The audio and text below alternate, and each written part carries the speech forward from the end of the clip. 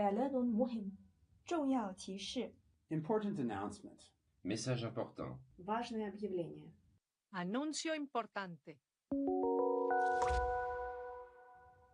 يرجى من المتحدثين الكرام إلقاء بياناتهم بسرعة معقولة لضمان ترجمة فورية وافية وعالية الجودة.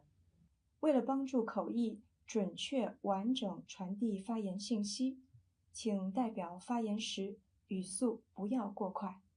Speakers are kindly reminded to deliver their statements at a reasonable pace to ensure complete and quality interpretation. Il est rappelé aux orateurs qu'ils doivent présenter leur déclaration à un rythme raisonnable afin de garantir une interprétation complète et de qualité. Напоминаем ораторам, что для того, чтобы устный перевод был полным и качественным, необходимо выступать в умеренном темпе. Se ruega a los oradores que pronuncien sus declaraciones a un ritmo razonable para garantizar una interpretación íntegra y de calidad.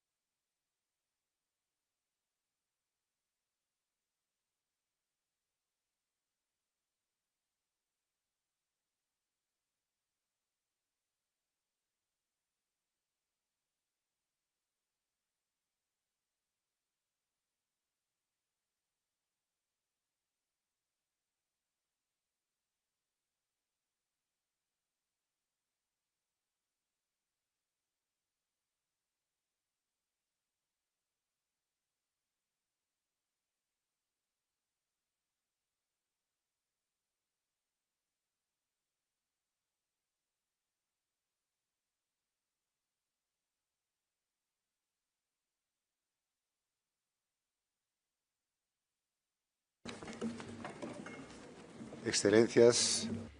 Excellencies, High Commissioner, distinguished colleagues, a good afternoon to all. I call to order the 39th Special Session of the Human Rights Council.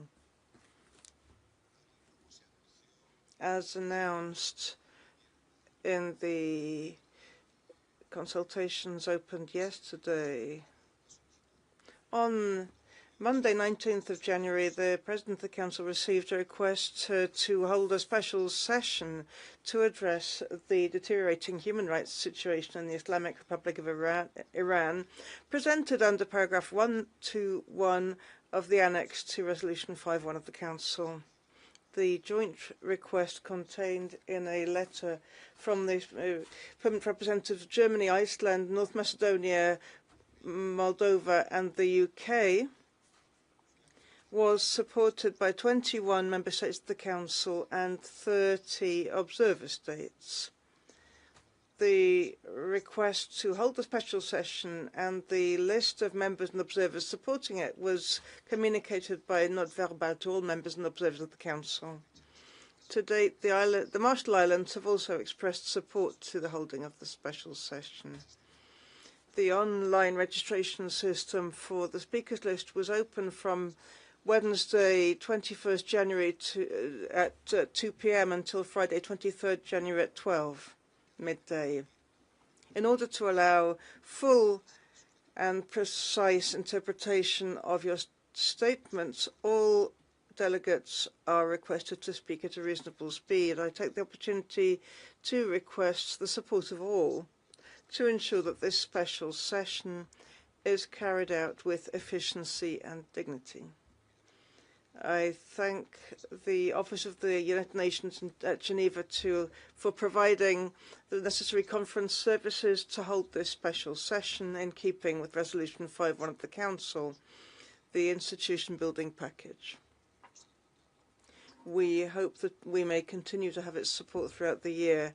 I call on all delegates to keep strictly to the speaking time. We have a lengthy list and we need to be aware of this. Excellencies, distinguished colleagues, I have the honor to give the floor to Mr. Volker Turk, High Commissioner for Human Rights to make his statement. You have the floor, High Commissioner. Senor Vicepresidente, Vice President, I think. Distinguished delegates, the killing on the streets of Iran may have subsided, but the brutality continues. The violent repression of the Iranian people does not solve any of the country's problems. On the contrary, it creates conditions for further human rights violations, instability and bloodshed. Thousands of people, including children, were killed in the course of a security crackdown that intensified on 8 January with the use of live ammunition by the security forces against demonstrators. More specific facts are difficult to verify because of the communication shutdown that was also initiated on 8 January and because we do not have access to Iran. Peaceful protesters were reportedly killed in the streets and in residential areas, including universities and medical facilities. Video evidence appears to show hundreds of bodies in morgues with fatal injuries to the head and chest. Hundreds of security personnel were reportedly also killed. We have indications that the security forces made mass arrests in several cities, even pursuing injured people into hospitals and detaining lawyers, human rights defenders, activists and ordinary civilians. The Tehran prosecutor's office has reportedly opened criminal cases against athletes, actors, people involved in the movie industry and the owners of cafes on charges of supporting the protests. And in a chilling development, the chief of the judiciary said earlier this week that their work had just started and there would be no leniency for those detained. Worryingly, Iran remains among the top executioner states in the world. In 2025, at least 1,500 people were reportedly executed, a 50% increase on the previous year. I'm deeply concerned by contradictory statements from the Iranian authorities about whether those detained in connection with the protests may be executed. While the foreign minister said executions were not under consideration, senior judicial officials continued to threaten protesters with charges that carry a mandatory death sentence. The broadcast by state media of nearly 100 forced confessions by those detained and a lack of transparency around proceedings raise grave concerns over the rights to due process and fair trial. Reports indicate that detainees are unable to communicate with their families or legal representatives due to the communications and internet shutdowns. This shutdown, the longest recorded in Iran, has severely restricted access to information and communication. Iranians have been unable to speak to each other or to people outside the country and unable to find out what is happening around them.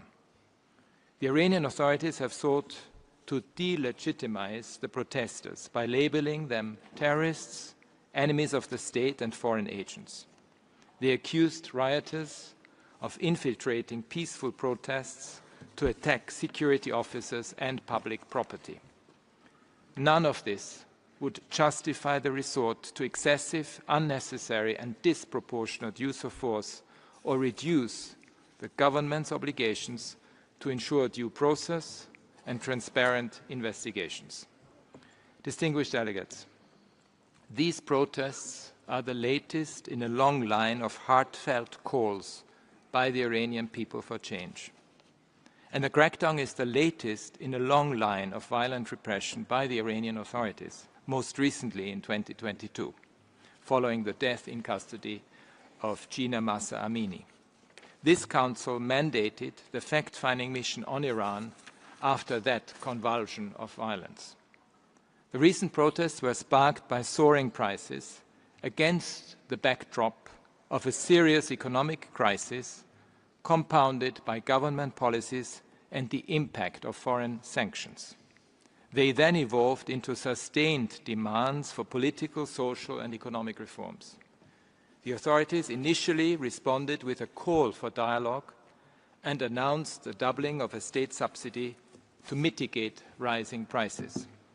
Tragically, this quickly gave way to the old pattern of killings and arrests, a pattern of subjugation and overwhelming force that can never address people's grievances and frustrations. The only way out of this frightening escalation is through dialogue based on the human rights of all Iranians.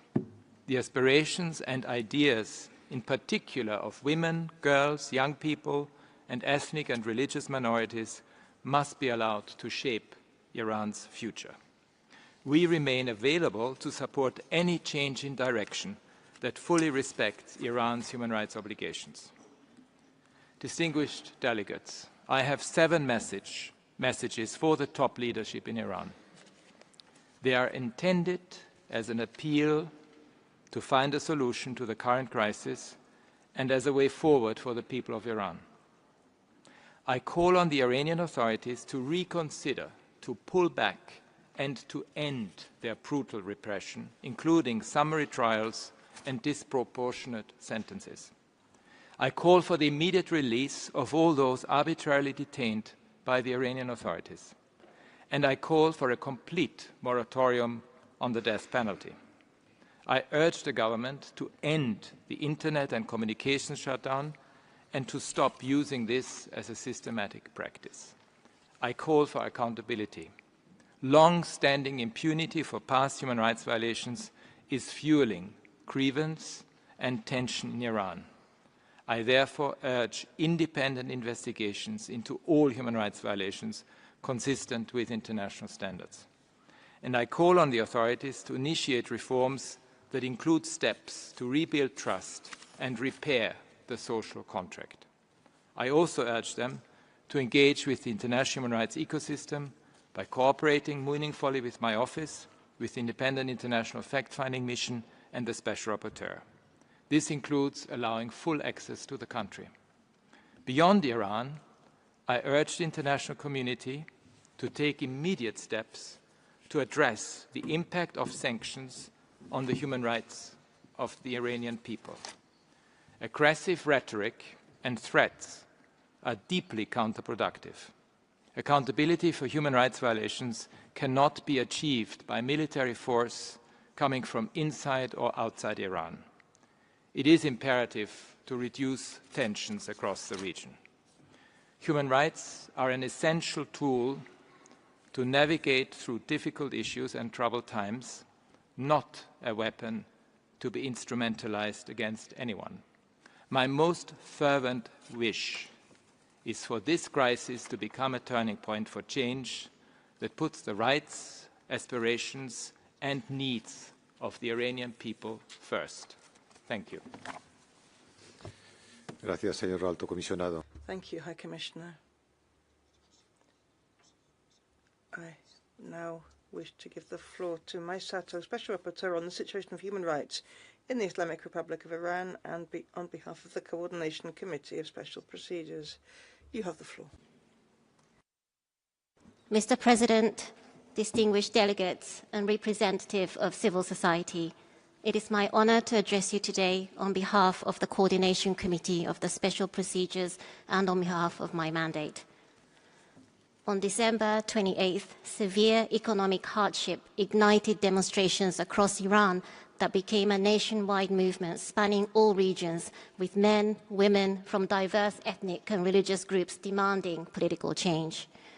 What distinguishes democratic governance from authoritarian rule is that people can exercise their right to peacefully demand change, and authorities must engage with these demands rather than to suppress them. The situation deteriorated dramatically on the 8th of January. On this day, authorities implemented a near-total telecommunications shutdown. The ongoing internet shutdown prevents international witnessing of atrocities while disrupting peaceful protest coordination. This digital siege has caused immense anguish for families inside and outside of Iran, unable to confirm their loved ones' safety. The death toll remains contested due to the shutdown, enabling the state to control information flow. Authorities have reported over 3,000 deaths, including security forces, while some civil society estimates go up to tens of thousands, though neither of these figures can be independently verified. The staggering discrepancy demonstrates how the shutdown has obscured the true scale of events. I've also received disturbing reports of authorities coercing families to falsely claim deceased relatives for Basij members allegedly killed by protesters, as well as forcing payments for body retrieval. If true, these are cruel practices that compound grief with extortion. Mr. President, the rhetoric of labeling peaceful protesters as terrorists, rioters, or mercenaries, the same narrative deployed during the 2022 protest, seeks to justify brutal crackdowns and ignores this uprising's domestic organic nature. The Supreme Leader and the President have called for harsh action, and the head of the judiciary demanding swift prosecutions without leniency. Lethal forces by authorities can only be used as last resort to protect life and must be lawful, necessary, and proportionate. I have received countless videos capturing what appears to be the use of lethal force by security forces against unarmed protesters in violation of these principles. Tens of thousands of individuals, including school children, have reportedly been detained nationwide without legal counsel or family contact, with raids also conducted in hospitals. I've received information of detainees being coerced into making false confessions broadcast on television, reinforcing the state's narrative that protesters are dangerous criminals. Civic space has faced further restrictions, including media closures and intimidation of lawyers, journalists, and activists. The crackdown may soon extend to economic persecution, with proposals to confiscate assets of celebrities and business owners for supporting the protest. The scale of repression we are seeing today is among the most severe in its brutality and in scope in its recent history. Mr. President, now is the time for the international community to respond and to support the people of Iran in their pursuit for fundamental rights and accountability. As Special Rapporteur, I will, in coordination with OHCHR and the fact-finding mission, to continue monitoring the situation and to provide an update on the overall human rights situation at the next Council session. It's important to keep in mind that these protest-related violations occur within the context of Iran's broader human rights situation. For example, executions for homicides, drug-related offenses, and espionage have continued during the protest. Accordingly, I reiterate my request for a country visit. Mr. President, I am deeply concerned by the current situation and stress the need for thorough, independent investigation, including potential violations of international human rights law and international criminal law. I respectfully urge this Council to empower the fact-finding mission to investigate these protest-related violations to ensure transparency and accountability. The Iranian people have shown extraordinary courage in speaking truth to power. Now, the international community must respond with the urgency and commitment this situation demands. Thank you. Gracias, señora. Thank you, Special Rapporteur.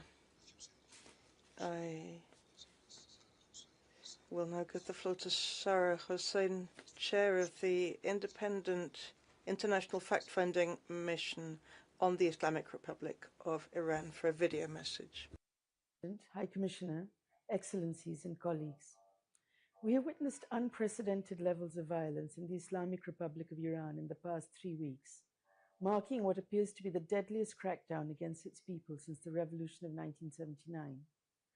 The protest that started on 28th December, sparked by an economic crisis and deteriorating living conditions, quickly spread to all 31 of Iran's provinces. After the government initially adopted a conciliatory tone, the state response appears to have devolved into increasing violence. The fact-finding mission on Iran has been interviewing witnesses and gathering evidence. What we can already see is deeply troubling. The information we have gathered points to severe human rights violations, including disproportionate use of force resulting in arbitrary killings and injuries, torture, sexual violence, arbitrary arrests and detentions, and forced confessions. The government of Iran has briefed the mission on the situation and provided reports with its perspective on the events, including allegations of external interference. In this regard, we underscore that threats or acts of unilateral military intervention by third states are clearly contrary to international law. Further, noting allegations of severe double standards in the application of international law, we reiterate that these do not absolve any state of its obligation to respect, protect, and ensure the enjoyment of human rights.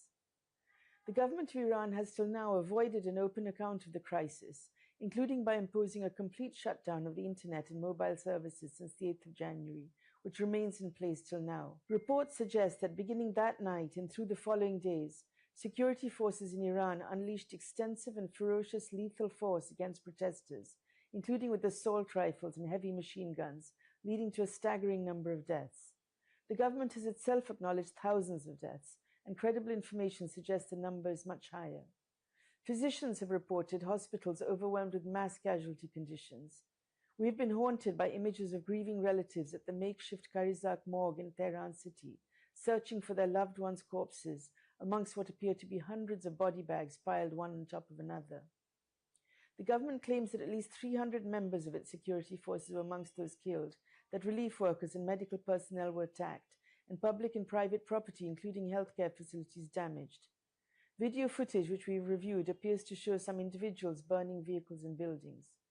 But as you will recall, international human rights law imposes extremely strict criteria for the use of lethal force by law enforcement. Intentional lethal force may only be used when it is strictly unavoidable to protect life against an imminent threat. Despite the communications blackout, the mission has collected witness and victim accounts and assessed digital material which appears to show security forces firing lethal ammunition into crowds that did not present an imminent threat to life. Information received also indicates that thousands of people were injured. This includes by metal pellets reportedly fired deliberately into victims' faces, creating horrific injuries and recalling the pattern of blinding protesters we saw during the 2022 protests. On 10th January alone, approximately 500 protesters with pellet injuries to their eyes appear to have been admitted to one hospital in Isfahan. Around 24,000 protesters appear to have been detained, including children, journalists, and human rights defenders, and nearly 100 confessions have been broadcast on state television, with most apparently forced.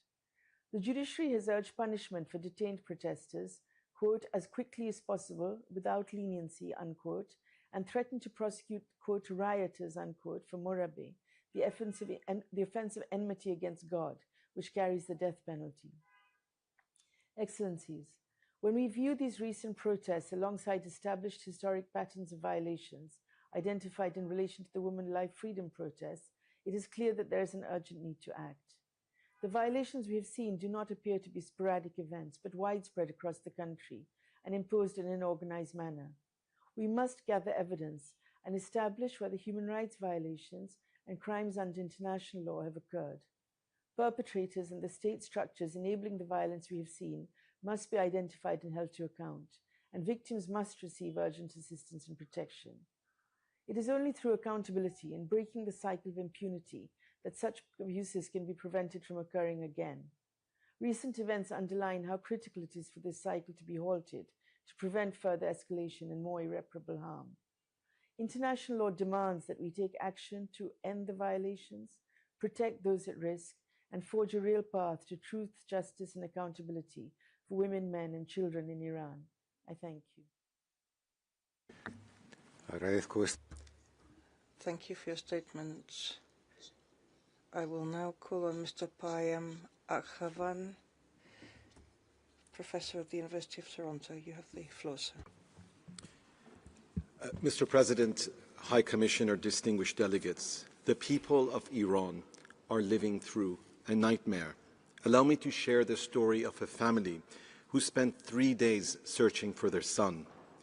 He had left home to protest in the streets of Tehran, but never returned. In distress, his parents first searched the hospitals where many of the wounded have been abducted and killed. Having failed to find him, they went next to the notorious morgue in Kahrizak.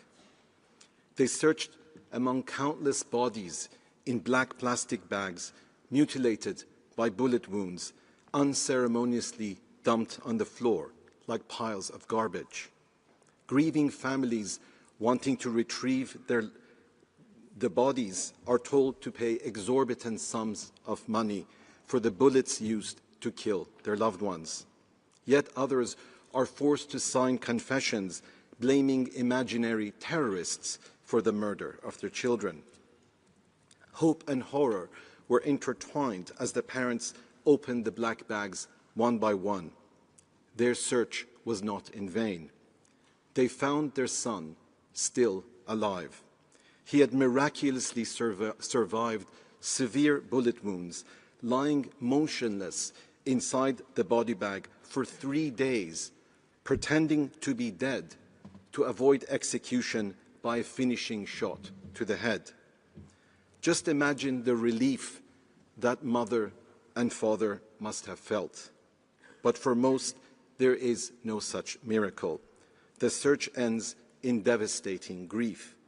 These are the scenes from hell confronting countless Iranians today. Mr. President, even against the blood-stained record of the Islamic Republic, extensively documented by the UN, the savagery of the past days is unprecedented. The authorities initially claimed that 5,000 had been killed, but reduced the figure to 3,000 2 days ago. This is a gross underestimate. 5 days ago, a report by medical doctors inside Iran put the number at 16,500 killed and 330,000 injured. The number increases each day because the killings haven't stopped.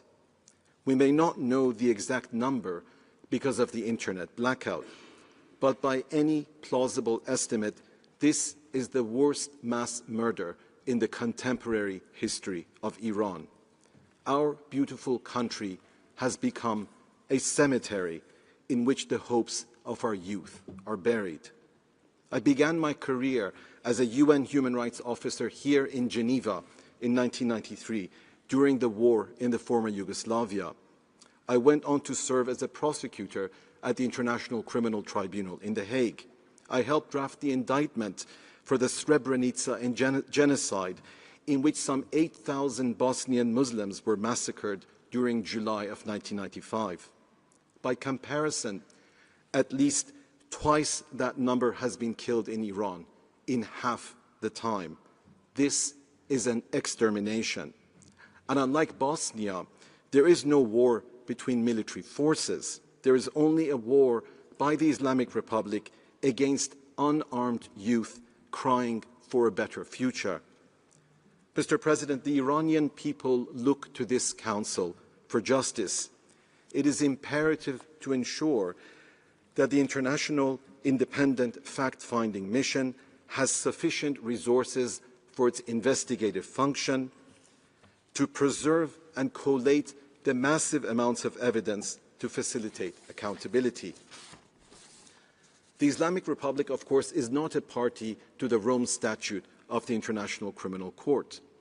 The Security Council should be asked to make a Chapter 7 referral, even if it is unlikely to do so because of its cynical politics. We persist, however, in the hope that one day, in the not-too-distant future, in a democratic Iran, those most responsible for these crimes against humanity will be prosecuted before an independent and impartial special court. We have no doubt that Iran, too, will have its Nuremberg moment. Mr. President, distinguished delegates, attempts to portray these protests among millions as a foreign conspiracy is an insult to the memory of those who have sacrificed their lives for freedom. The Iranian people are heir to a rich and ancient civilization. Theirs is the heritage of Cyrus the Great, the author of the first human rights declaration from 2,500 years ago, and the cuneiform alphabet of the clay cylinder that is today housed in the British Museum. Theirs is the poetry of Sa'di of Shiraz, whose words adorn the UN headquarters in New York. Human beings are members of a whole, he reminds us, in creation of one essence and soul. Our collective pain and suffering has brought us ever closer together in a profound shared humanity. It has only increased our determination to put an end to this nightmare. Like our ancestors, we persist in the belief that in the end, light will triumph over the darkness. The day will come when we will dance in the streets and celebrate our freedom. And when that day comes, we will remember those who stood with us in our hour of need. Thank you. Le agradezco esta declaración. Thank you for your statement. In keeping with practice, we shall now hear the concerned country. I recognize the representative of the Islamic Republic of Iran. You have 5 minutes. Bismillah ar-Rahman ar-Rahim. Mr. Vice President, distinguished members of the Council, ladies and gentlemen, the Islamic Republic of Iran addresses this special session with utmost clarity and resolve. We are here to state facts and to defend our people. The sponsors of this session and its outcome have never genuinely cared for the human rights of Iranians. Otherwise, they would have not imposed inhuman sanctions, violating the basic rights of every Iranian. Nor would they have supported Israel's war of aggression that killed and injured over 5,000 Iranians, dismissively referred to as their dirty job. The presence of an individual on this panel who is funded by the U.S. Department of State and who has no affinity or alignment whatsoever with the Iranian people is in itself a telling indication of the bitter reality that this meeting serves merely as a pressure tool against Iran. Mr. Vice President, as the protest started on 28 December 2025, Iran fully recognized the right of people for peaceful protest and conducted negotiation channels with protesters. However, during the second phase, from 8 to 10 January, events were deliberately transformed into organized violence, including terrorist attacks, destruction of property, and armed actions against civilians and law enforcement. The government of Iran officially announced verified figures regarding the recent unrest. A total of 3,117 lives were lost, of which 2,427 were killed as a direct result of terrorist operations. These figures are the product of national investigation, legal documentation, and institutional accountability. Unlike those who selectively mourn victims for political convenience, Iran neither hides its dead nor outsources grief. We remain the principal claimant of justice and the sole authority pursuing accountability. Accordingly, the Islamic Republic of Iran does not recognize the legitimacy or validity of this special session and its subsequent resolution. Iran possesses independent national mechanisms for investigating and ensuring accountability for acts of violence and terrorism. Yesterday, the President Pezeshkian announced publicly that he has assigned various groups to carefully examine the causes and contributing factors of these incidents so that the root causes of violence can be identified and eliminated. He reiterated that protest is a natural right of citizens, and the government considers itself obliged to listen to the voice of the people. The legal status of all detainees will be reviewed strictly in accordance with due process. Those found guilty of offenses related to the riots will face full legal accountability, with proceedings conducted in respect of internationally recognized standards and safeguards, guaranteeing fairness, impartiality, and transparency. Mr. Vice President, dear colleagues, Iranian nation with a civilization spanning 2,500 years has never accepted domination or colonial rule. History has proven repeatedly that Iran neither submits to foreign pressure nor tolerates covert aggression disguised as concern.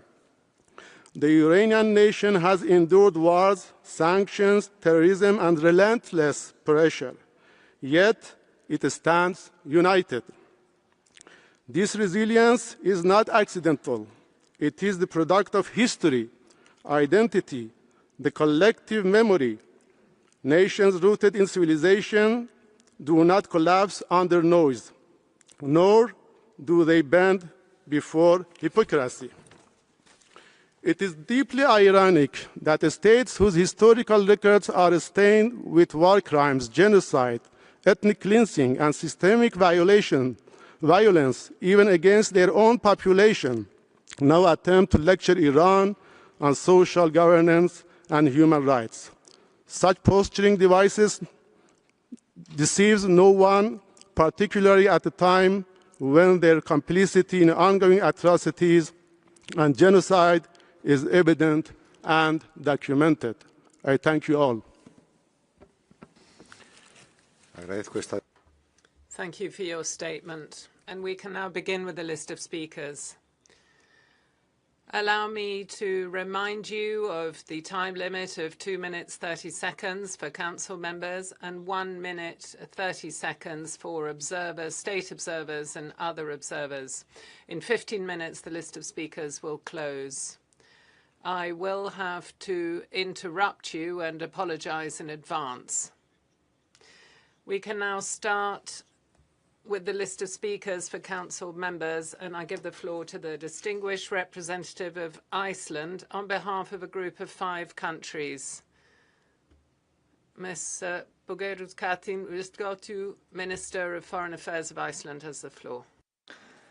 Thank you, Mr. Vice President. This statement is on behalf of North Macedonia, Moldova, the United Kingdom, Germany, and my country, Iceland. Once again, the people of Iran have taken to the streets to demand a better life for themselves and their loved ones.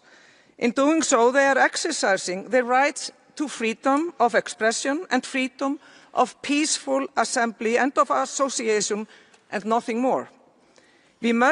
Once again, the Iranian authorities have responded in a brutal and in a violent way, leaving thousands dead and many more injured and arbitrarily arrested.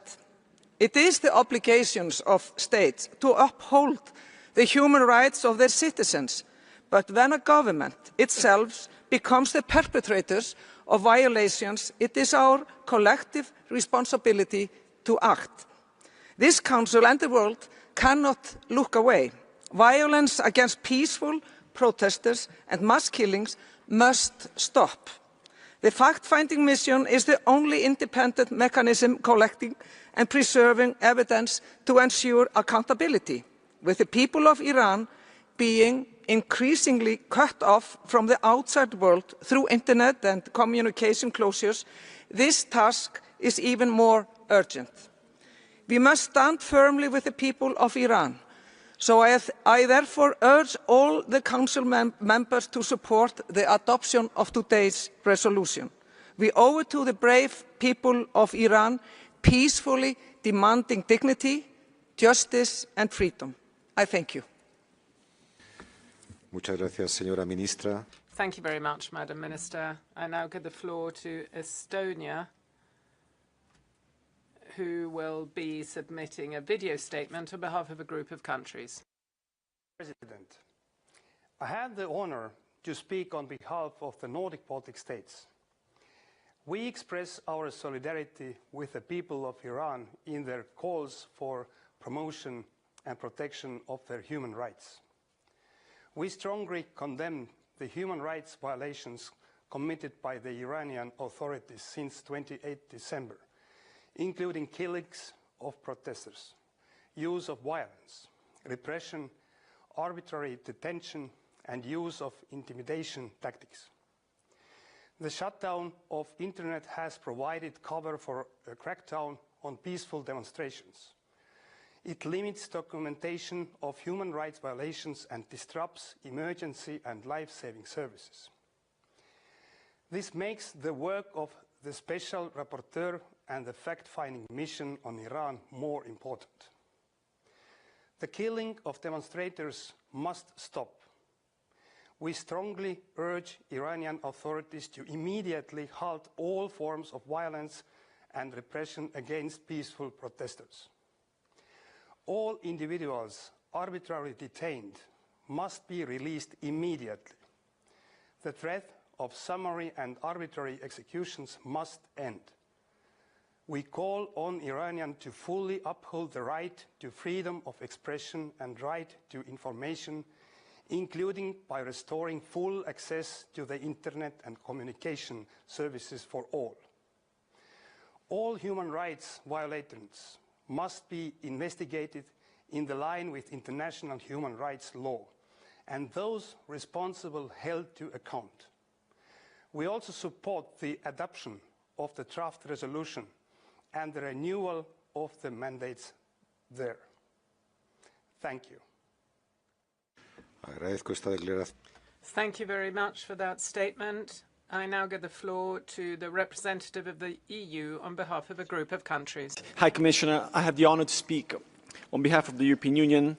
North Macedonia, Montenegro, Albania, Ukraine, Republic of Moldova, Bosnia and Herzegovina and Liechtenstein align themselves with this statement. The European Union stands in solidarity with the Iranian people who have voiced their legitimate aspirations for a better life, freedom and dignity. We strongly condemn the brutal repression of peaceful protests across Iran, which resulted in the deaths of thousands of civilians. We also condemn the reported widespread arbitrary arrests and detentions. Such gross violations and abuses must immediately stop. The European Union urges Iranian authorities to fully adhere to Iran's international obligations and fully uphold international law. All individuals arbitrarily detained must be released immediately. The EU strongly condemns any use of the death penalty to suppress internal dissent. The nationwide communications blackout is unacceptable. We urge Iranian authorities to restore all communications. There must be accountability for the dire events of the past weeks, and justice must be done for all those who were killed, injured, or detained only for exercising their human rights and for voicing legitimate demands. The EU fully supports the renewal of the mandates of the fact-finding mission and of the Special Rapporteur. It is paramount to end the cycle of systemic impunity for gross human rights violations carried out by state officials. The EU and its member states are exploring various tools to respond to the situation and support the Iranian people. The EU has taken targeted, restrictive measures against individuals and entities responsible for serious human rights violations in Iran. We will take further measures to target those responsible for the ongoing human rights violations and the repressions. We extend our full support to civil society and human rights defenders who are playing a crucial role. Thank you, Mr. Vice President. Gracias. Thank you. I now give the floor to the representative of North Macedonia. Thank you, Mr. Vice President. North Macedonia aligns itself with the statement of Iceland on behalf of the core group and the statement of the European Union delivered just a moment ago. In our national capacity, we thank the High Commissioner for Human Rights for his statement and assessment of the overall human rights situation in Iran. We reiterate our appreciation for the work of the Special Rapporteur on the human rights situation in the Islamic Republic of Iran and the fact-finding mechanism, and we support the continuation of their mandates. Furthermore, we express grave concern over the continued deterioration of human rights in Iran in the context of recent nationwide protests. Credible reports of violent repression of peaceful demonstrations, including excessive use of force, arbitrary arrests and detentions, torture, sexual and gender-based violence, and executions constitute serious violation of international human rights law. We are particularly alarmed by reports of unlawful killings of protesters, including children, and by the targeting of women and girls for exercising their fundamental rights and freedoms, intimidation of victims' families, enforced disappearances, and the silencing of civil society, journalists, and human rights defenders further aggravate the situation. For we strongly condemn prolonged internet shutdowns and communication restrictions that undermine freedom of expression and access to information. We call on the Iranian authorities to immediately cease violence against peaceful protesters and arbitrary detention and executions, restore full internet access, and respect the right of freedom of expression, association, and peaceful assembly. Also, ensuring accountability remains essential to prevent further violations and impunity. For those reasons, North Macedonia calls upon all members of the Human Rights Council to lend their valuable support for the draft resolution tabled at this session. Thank you, Mr. Vice President. Gracias. Thank you. I give the floor to the distinguished representative of Slovenia. Thank you, Mr. Vice President. Slovenia aligns itself with the EU statement. We are closely following developments in Iran, in particular on the recent violent suppression of protests and disproportionate use of force against peaceful protesters across the country. Slovenia expresses deep concern at the violence by Iranian security forces against protesters across Iran and credible reports of mass killings and arbitrary arrests, intimidation by security forces, and detentions. Slovenia condemns the use of force and intimidation of individuals exercising their rights to peaceful assembly and freedom of expression, and stresses that such practices are unacceptable. We are also concerned about reports regarding rash trials of peaceful protesters who could face harsh punishments, including the death penalty, which are used by Iranian authorities as a tool of state intimidation. It is important to mention that severe restrictions on communications, including unrestricted access to the Internet and communication services, may have concealed the true scale of human rights violations.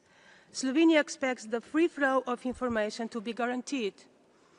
We again call on the Iranian authorities to immediately cease violence against peaceful protesters, to respect their international obligations, and to ensure the protection of freedom of expression and assembly, as well as accountability for human rights violations.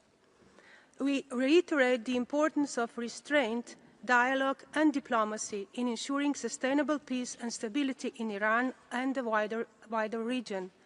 We call on Iranian authorities to cooperate fully with the UN Human Rights Council, its mandated investigations and special procedures, as well as with UN High Commissioner on Human Rights and his office. I thank you. Gracias. Thank you. I give the floor to the distinguished representative of Spain. Thank you very much, Vice President. Spain welcomes this holding of a special session on the worrying human rights situation in Iran, and where we agreed with its convening. We condemn all violence exercised against peaceful demonstrators in Iran, and we urge the authorities in the country to guarantee freedom of expression and peaceful demonstrations. These are public freedoms and they're universal rights that are pillars of any prosperous and peaceful societies. The arbitrary detentions of thousands of peaceful demonstrators and extrajudicial sentences are serious violations of international human rights law. We request that the Iranian authorities put an end to repression, to arbitrary detention, and that they suspend all summary execution sentences of demonstrators. The death penalty is a cruel, inhuman, and degrading treatment which is contrary to human dignity and which should never be used to put an end to legitimate demonstrations of the citizenry. We also call on the Iranian authorities to lift immediately all restrictions on communications and to ensure the right of all citizens to free access to information. We believe there must be transparency as to the number of victims, and that the families of those who have died must know the whereabouts of their loved ones. Spain reiterates that the use of force cannot substitute dialogue in order to tackle pending matters in Iran, both externally and internally. Violence only leads to greater instability in Iran and in the whole region. We believe in multilateral cooperation and unconditional support for international law, and therefore Spain will continue to defend the rights of Iranians and condemn violence against them. Thank you. La representación de Irak. Thank you. I give the floor to the representative of Iraq. Thank you, Mr. Vice President. We would like to reiterate that human rights are universal, indivisible, and complementary.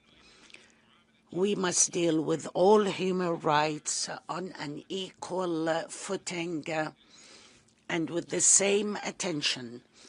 The work of the Human Rights Council must be guided by the purposes and objectives of the Charter and human rights. It must be objective, non-selective. We must refrain from politicization and double standards. We reiterate the importance of having the language of dialogue in order to achieve peace and to have friendly relations between nations based on equality and rights. This enhances international cooperation. Iraq calls on all countries to work on enhancing human rights and fundamental freedoms for all, using dialogue, avoiding escalation, and to settle disputes in a peaceful manner in accordance with international law and the UN Charter. Thank you. Gracias. Thank you. The list of speakers is now closed. I give the floor to the distinguished ambassador of France. Merci. Thank you, Vice President. France aligns itself with a statement made by the European Union. When we see unleashing violence, which is unprecedented in Iran, we express our full solidarity with the Iranian people, who for several weeks have been peacefully demonstrating to express their legitimate expectations of dignity, liberty, and the improvement in their standard of living. France believes that there has been arbitrary use of force by the Iranian authorities. There's been detaining of demonstrators, and there's been an internet shutdown in order to bring about silence and stifle voices that are urging for an end of repression. We believe there must be the freedom of expression and freedom of peaceful assembly, including for young people, and there must be a re-establishment of internet connections. We stand alongside the Iranian people, and we ask that light be shone on this brutal repression and that justice be delivered for thousands of victims. We call for the immediate liberation of everyone arbitrarily detained. We condemn the use of torture and summary executions, and we believe there must never be use of the death penalty in any circumstance. We believe that with our partners, we must reconvene this council together with the Security Council.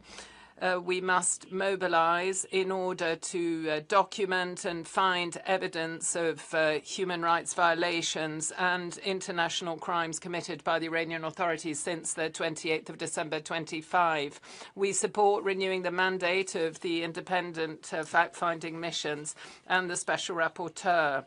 The mission has already collected thousands of pieces of evidence and has the testimonials of victims of human rights violations. There must be an investigation of recent violations committed by the Iranian regime.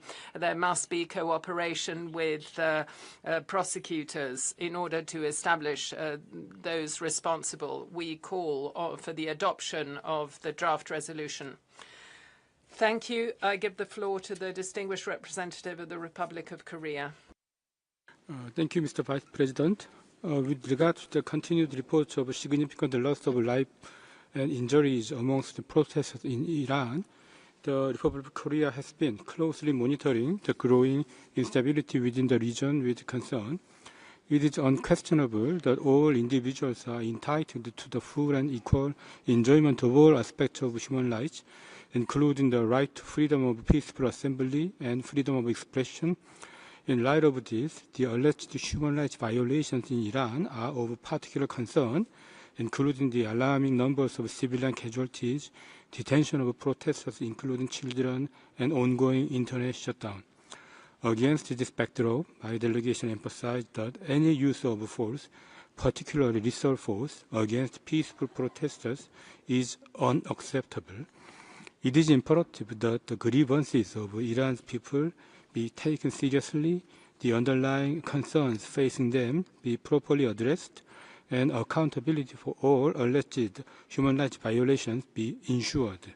In this regard, while recalling the state's primary responsibility to respect its international human rights obligations, the Republic of Korea notes the importance of engagement with United Nations human rights mechanisms, which can support the implementation of those obligations. My delegation hopes for a peaceful resolution of the current situation in Iran and looks forward to tangible progress in enhancing the human rights situation through constructive cooperation between Iran and the international human rights mechanisms. I thank you. Gracias.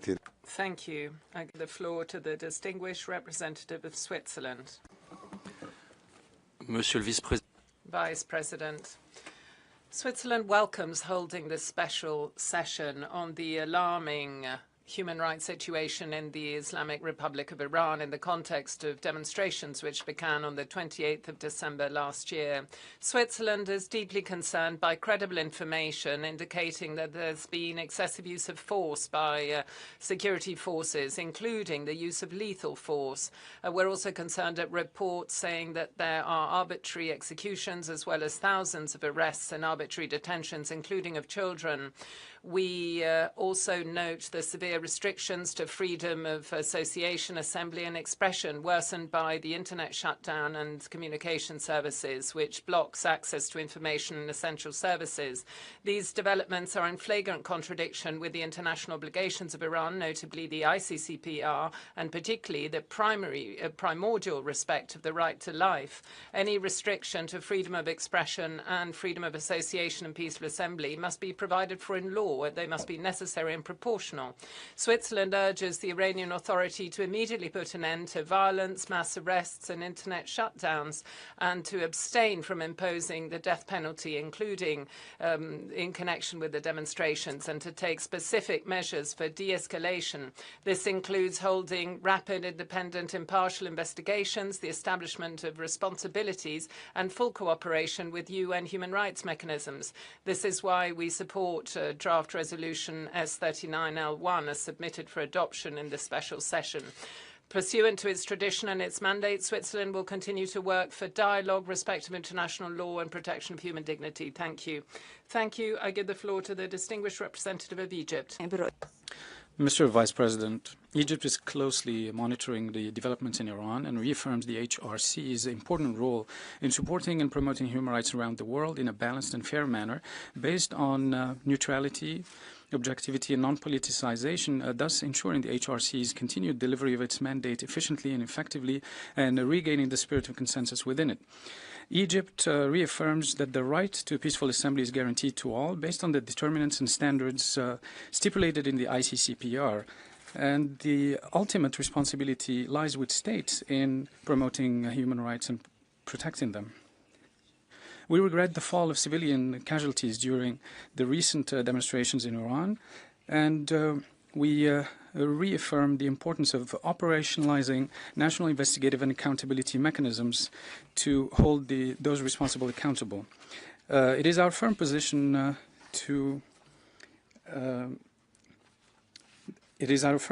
the creation of HRC mechanisms or expansion of existing mandates must be based on the consent of the country concerned, which strengthens cooperation and dialogue and conduces to providing technical assistance and capacity building to support the countries in fulfilling their obligations in promoting and protecting human rights and responding to their people's aspirations. Our joint efforts are important in rationalizing the HRC's resources, particularly in light of the liquidity crisis, and we insist on the importance of consultations before expanding activities or multiplying existing mechanisms. Thank you. Gracias. Tiene la palabra. Thank you. I give the floor to the distinguished representative of Japan. Thank you, Mr. Vice President. Japan believes that universal values such as human rights, freedom, democracy, and the rule of law should be respected in every country. Based on this belief, we supported the holding of this special session. We are deeply concerned about the deterioration of the human rights situation in the Islamic Republic of Iran in light of the reports that many people have been killed or injured in the protests. Japan opposes any use of force against peaceful protests and calls upon the Islamic Republic of Iran to exercise maximum restraint and refrain from unnecessary or disproportionate measures. We urge the Islamic Republic of Iran to uphold the fundamental human rights of its citizens, in particular the right to freedom of expression, including freedom to seek, receive, and impart information, and the right to freedom of peaceful assembly and association without fear of reprisal. Japan remains open to dialogue with the Islamic Republic of Iran to further exchange views on efforts to improve its human rights situation, including through a bilateral human rights dialogue. I thank you, Mr. Vice President. Gracias. Tiene la palabra. Thank you. I call on the Distinguished Ambassador of Albania. Thank you, Mr. Vice President. Albania expresses its grave concern regarding the serious and ongoing deterioration of the human rights situation in Iran, particularly in the context of the peaceful protests that began on 28 December 2025. We strongly deplore the excessive, disproportionate and lethal use of force against peaceful protesters, resulting in thousands of deaths, mass injuries and the use of firearms and other prohibited means in clear violation of international human rights law. We express our deep concern regarding the widespread arbitrary arrests and detentions, including of children, and the risk of the arbitrary application of the death penalty against recently arrested protesters. Albania reaffirms the right of all Iranians to life, liberty and security of person, as well as their rights to freedom of expression, association and peaceful assembly. Albania stresses the urgent need to ensure accountability and end impunity for serious human rights violations and all crimes under international law. We strongly support the extension of mandate of the independent international fact-finding mission on Iran, as well as the extension of the mandate of the Special Rapporteur on the situation of human rights in Iran. Albania supports the conduct of urgent investigation into recent and ongoing violations, including with a view to future judicial proceedings in accordance with their mandates. Finally, Albania reiterates its support and solidarity with the Iranian people and its aspiration for full respect for their fundamental freedoms and rights, as well as for a better future. I thank you. Gracias. Thank you. I call on the Distinguished Ambassador of Brazil.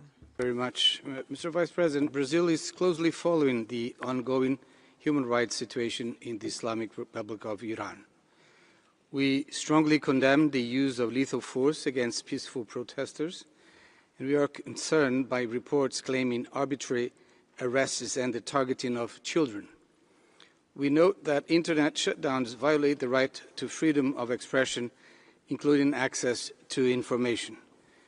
Brazil calls for maximum restraint and urges the Iranian government to conduct thorough and impartial investigations into all allegations of serious human rights violations.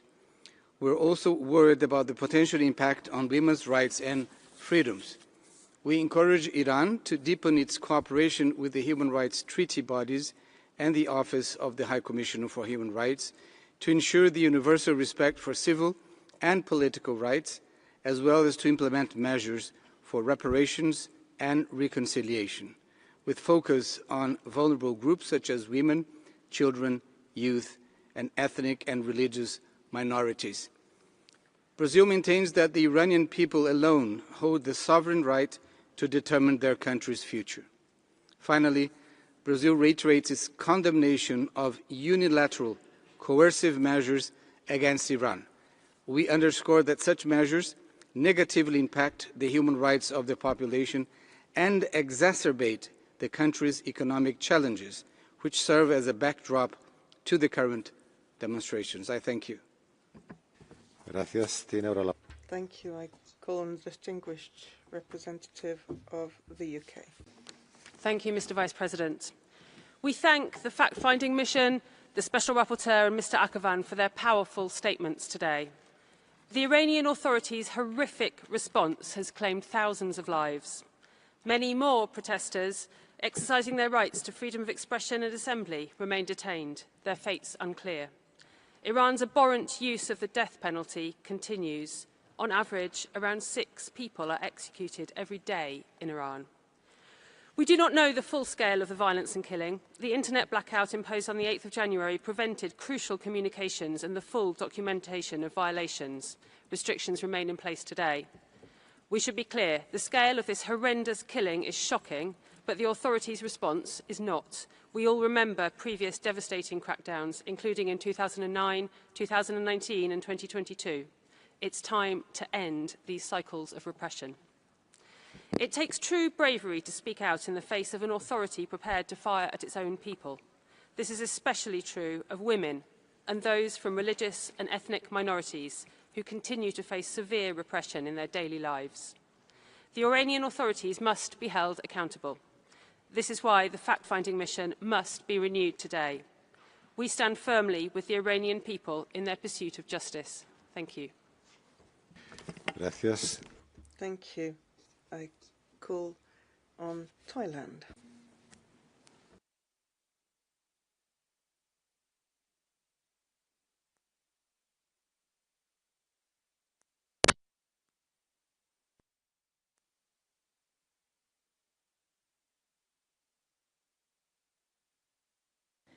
Thailand has been closely following the developments in the Islamic Republic of Iran and is deeply concerned over this situation. We sincerely hope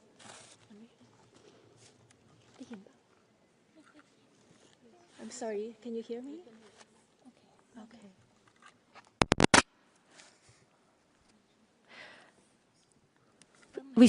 Okay. Thank you, Mr. Vice President. Thailand has been closely following developments in the Islamic Republic of Iran and is deeply concerned over the situation.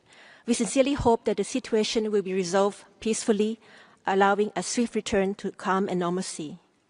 Thailand expresses its profound sympathy over the reported loss of life and injuries and extends our deepest condolences to the families affected. We emphasize the paramount importance of safeguarding lives, preventing further casualties, and avoiding any further deterioration of the situation. Thailand reaffirms its commitment to the principles of international law and human rights. We underscore the importance of constructive engagement in advancing an environment conducive to the promotion and protection of fundamental rights and freedoms, where stability is preserved through dialogue, restraint, and respect for international law among all relevant stakeholders. In this regard, we support the continued constructive engagement between the Islamic Republic of Iran and the Human Rights Council. Lastly, Thailand further reaffirms the fundamental principles of international law and the Charter of the United Nations, which call for the peaceful resolution through dialogue and mutual respect among states, including respect for sovereignty and territorial integrity as the bedrock of peace and security. I thank you. Gracias. Thank you. I call on Cyprus, Ambassador.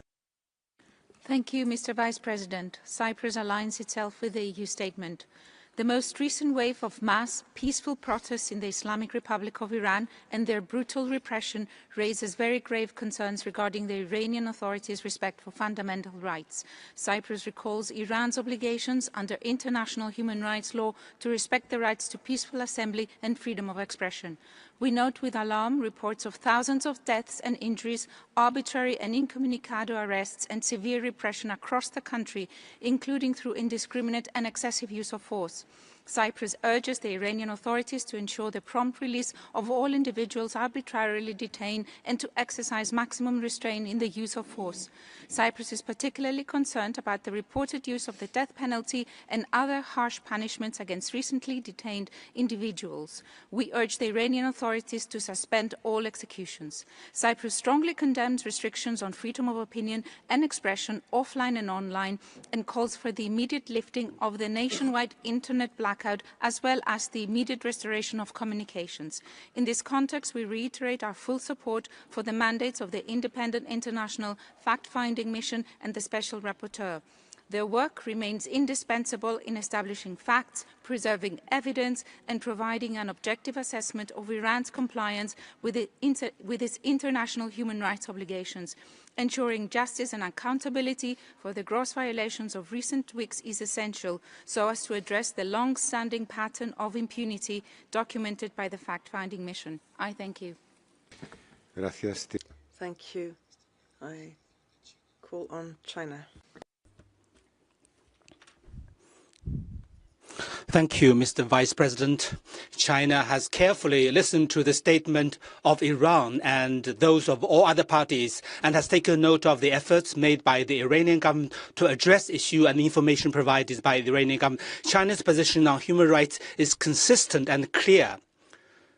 China upholds the right of all countries to independently choose their own paths of human rights development, oppose interference in other countries' internal affairs on the pretext of human rights, oppose the imposition of country-specific HR mechanism without the consent of the country concerned, oppose double standards on human rights. Based on the above position, China does not support the convening of the special session of the Human Rights Council. The situation within Iran is in essence a matter of internal affairs and should be decided upon by the Iranian people themselves. China consistently advocates for adherence to the purposes and principles of the UN Charter and international law, opposes the use and threat of force in international relations, opposes imposing one's own will on others, and opposes the return of the world to the law of the jungle. On the basis of respect of Iran's sovereignty, security, and territorial integrity, the international community should support the Iranian government and its people in overcoming difficulties, maintaining national stability, and safeguarding their legitimate rights and interests. China is of the view, we hope, that all parties should resolve differences through dialogue and is ready to play China's constructive role to this end. Thank you, Mr. Vice President. Gracias. Thank you. I call on South Africa. Thank you, Mr. Vice President. South Africa reiterates its commitment to multilateralism and stands for the firm adherence to international rule of law. South Africa believes that the right to peaceful protest, freedom of expression, and freedom of association are universal rights that must be upheld and protected as enshrined in international human rights law. In this regard, all efforts must be expended to ensure the protection of the right to life, which remains sacrosanct. We are disturbed by the reports of violence, including the death and destruction of property during the demonstrations, and express our solidarity and condolences for the tragic loss of life. Thus, deaths should be investigated promptly and violators must be held accountable. We are concerned at reports that show that there has been direct interference by external actors to sow divisions and deepen instability in Iran. To this end, we support the call for an independent inquiry that will ascertain the breaches of human rights by all. Furthermore, South Africa calls on the Iranian authorities to ensure that any action taken must accord with the principle of legality, necessity, proportionality, and precaution. We therefore urge maximum restraint. Mr. Vice President, the grievances of the Iranian people need to be heard and addressed, and not instrumentalized by anyone, as the High Commissioner articulated in his statement of 13 January this year, a point the resolution regrettably does not take into account. We need to adhere to the rules that we have collectively agreed to that govern our work. In this context of the Human Rights Council, we have agreed through the Resolution 5/1, paragraph 60, that country mandate periods will be 1 year. Yet the draft resolution before us conflicts with this decision. This deviation is of a major concern to my delegation.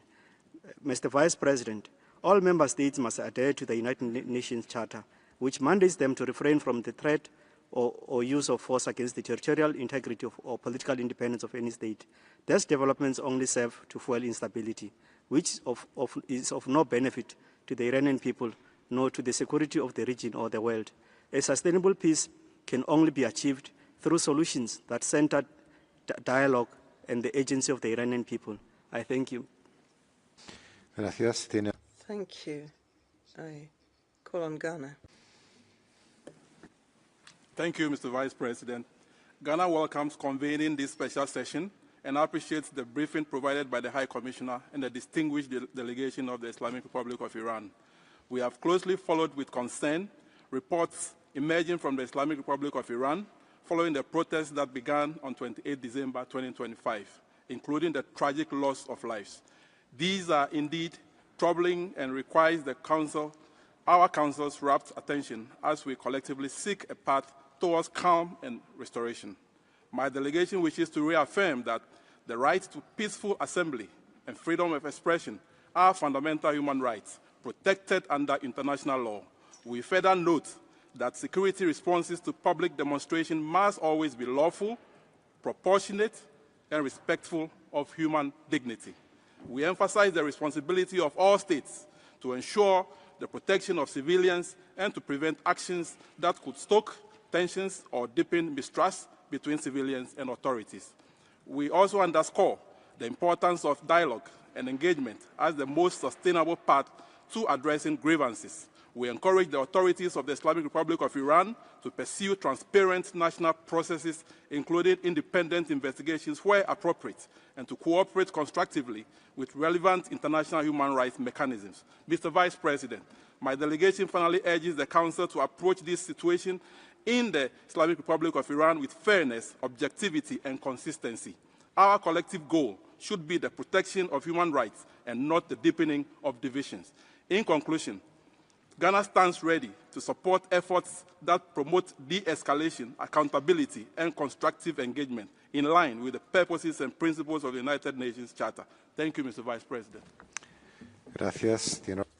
Thank you. I call on Pakistan. President, Pakistan will always be a friend to Iran and Iranian people everywhere. Iran was the first country to recognize Pakistan's independence. Regardless of domestic or regional developments, the two peoples have always enjoyed strong bonds of friendship rooted in shared culture, history, and faith. Recent developments in Iran were therefore of great concern to Pakistan. All life is sacred. The deaths of first responders, medical staff, policemen, protesters, and bystanders are tragic and deeply regrettable. Rioting, arson, and attacks on government offices, places of worship, and elsewhere are very unsettling. International human rights law recognizes public safety and order as essential for the enjoyment of human rights. Pakistan welcomes the cessation of violence and the gradual return to normalcy in Iran. We also note Iran's commitment to uphold the due process of law.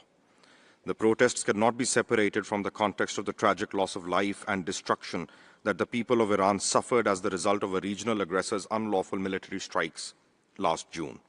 Maintaining peace and stability remains the best safeguard for the human rights of the people in Iran and across the region. This debate can also not overlook the adverse human rights impact of unilateral sanctions as aggravating factors underlying the protests. The High Commissioner and Special Procedures have repeatedly warned that these measures affect the dignity and rights of all Iranians. They also constrain the Iranian government's ability to uphold all human rights. Mr. Vice President, the Council must consider what the special session is expected to achieve. Sanctions, military actions, and interference have only caused suffering in Iran. The value of imposed mandates without the consent of Iran remains dubious. The situation of human rights is improved only with time-tested instruments of dialogue and cooperation. Geopolitical considerations must never outweigh the imperative for diplomacy and engagement. We invite the sponsors of this session to reflect. Confrontation only reduces space for genuine dialogue. It exposes the Council's universal mandate to charges of selectivity, and it does a disservice to the human rights of the people in Iran. Thank you. Gracias. Thank you. I call on Colombia. Gracias, señor. Thank you, Vice President. It's since 1928 where workers in our country were killed by the army during a strike related to a fruit country. This was known as the Banana Massacre, and it is a grave shame in our recent history. We looked also to the events of 2021. These episodes had a serious impact on human rights, with a loss of life, injuries, restrictions on freedom of expression and assembly, enforced disappearances, arbitrary disappearances. Following this painful episode, Colombia recognized peaceful coexistence as crucial for democracy and citizens' participation. It took us many years to achieve that, but it's better late than never. States must protect peaceful protest and make it possible, not suppress it. The use of force, we learned, cannot be the response to social movements calling for fundamental rights.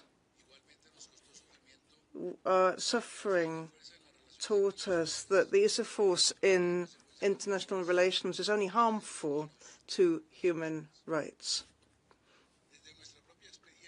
From our own experience, with humility and respect, we urge the authorities of the Islamic Republic of Iran to cooperate with the universal human rights system and allow the necessary support to be provided so that the population may live in peace, including students, young people, women, so that they may be heard and their rights respected.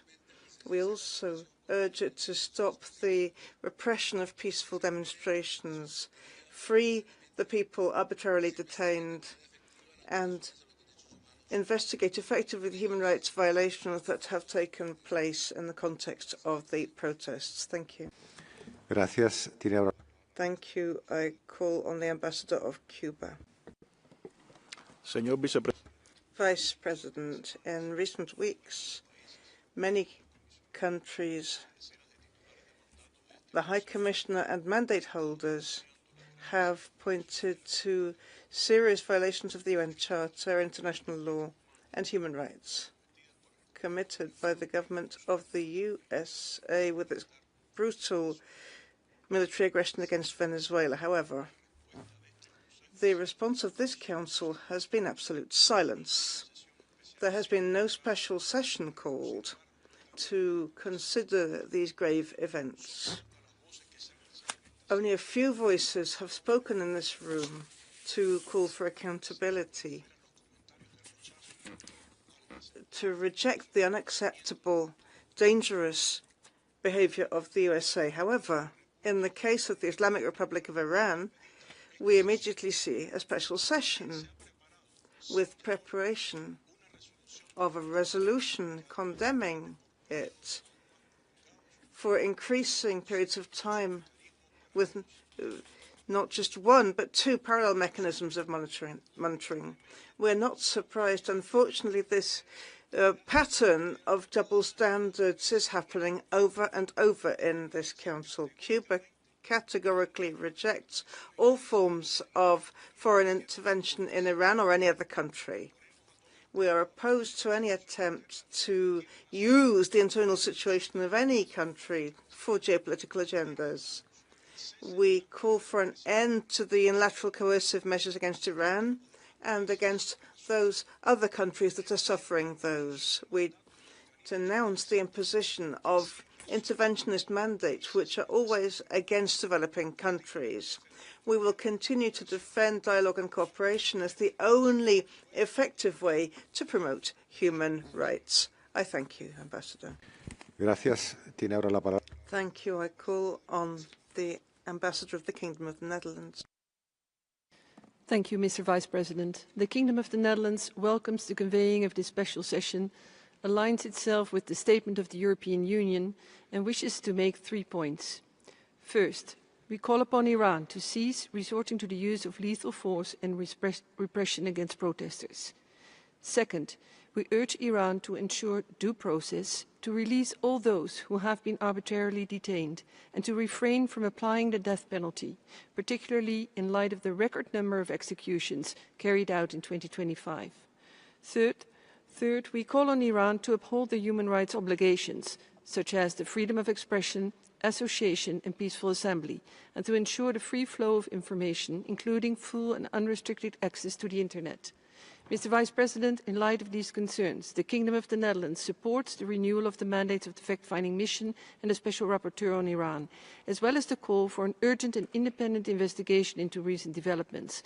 These steps are essential to ensure accountability for the human rights violations committed in the past weeks and to deliver justice for those who were killed, injured or arbitrarily detained solely for exercising their fundamental rights and expressing legitimate demands.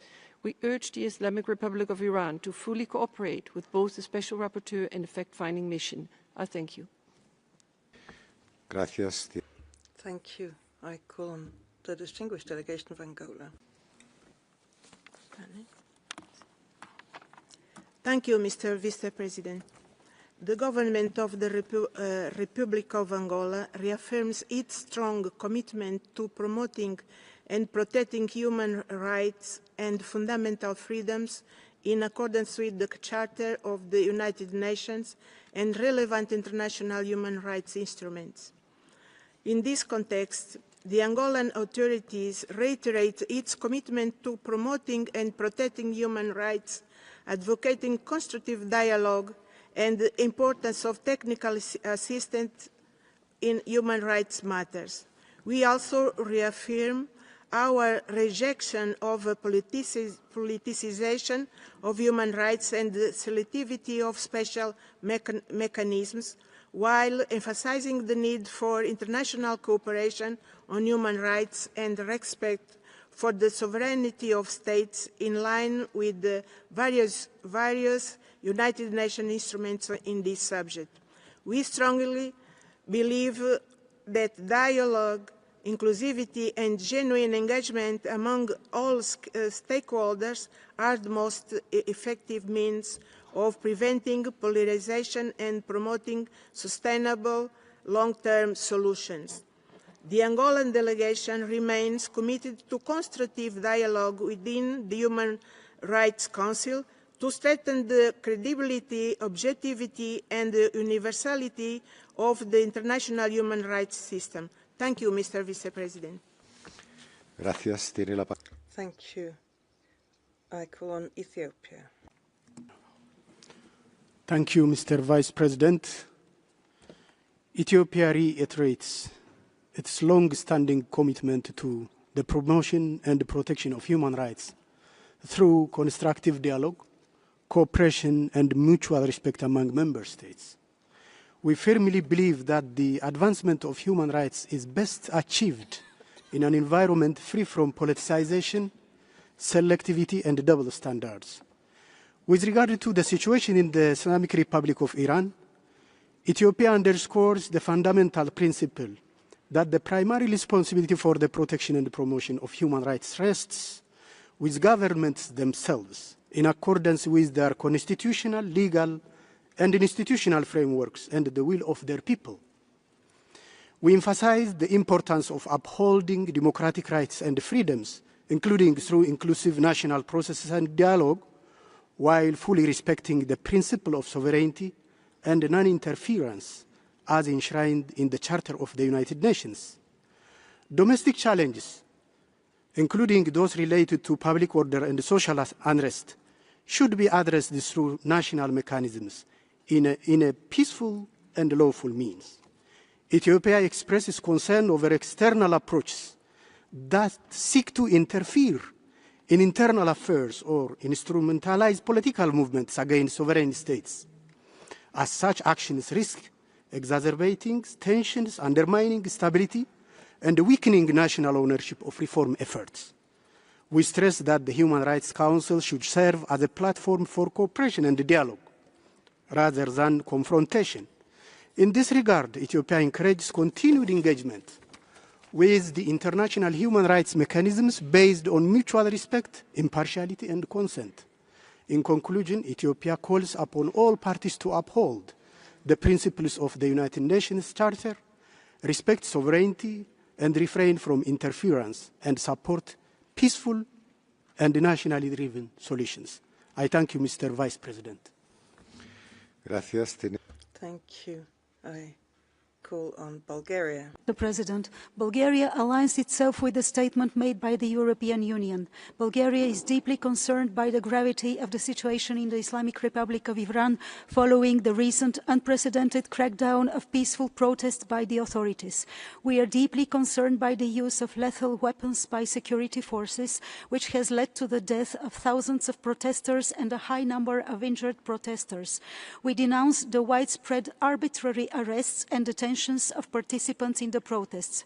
We are alarmed that the Iranian authorities have imposed a nationwide internet shutdown and communication blackout, affecting Iranians' right to freedom of expression and access to information, disrupting emergency and life-saving services. Bulgaria urges for the investigation of all killings, violence against protesters and other serious human rights violations and abuses in line with international human rights norms and standards. Those officials who are responsible for those human rights violations and abuses must be held to account. We call on the Iranian authorities to fulfill their country's obligations under international human rights law, to respect the rights to freedom of expression, association and peaceful assembly of individuals and their right to free flow of information. Bulgaria confirms its support to the independent international fact-finding mission and expects it, in line with its mandate, to thoroughly investigate all allegations of serious human rights violations and abuses perpetrated in relation to the protests that began on 28th of December 2025, including for potential future legal proceedings. We will support the extension of the mandate of the Special Rapporteur while being confident that she will closely monitor the current human rights situation, including the respect for and protection of civil, political, economic, social and cultural rights in Iran. I thank you. Gracias. Thank you. I now give the floor to the Distinguished Ambassador of Chile. Gracias. Thank you very much, Vice President. Chile welcomes the holding of this special session, given the violent repression and serious human rights violations committed in the Islamic Republic of Iran.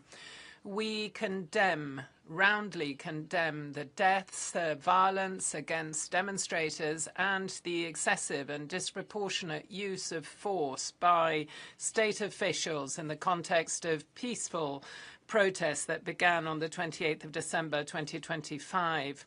We also reject the blocking and restriction of communications, including the internet shutdown and the banning of mobile phones. These actions have led to thousands of deaths, according to current estimates, and there have been large-scale violations, torture, arbitrary executions, disappearances. We call for the upholding of rights, for freedom of peaceful assembly and association, and we believe Iranian citizens have the right to fully participate in public affairs in line with international human rights law. The recent events, Vice President, in Iran should be added to the very serious acts committed in 2022 and 23, when peaceful demonstrators were harassed, detained, and this disproportionately affected women and children.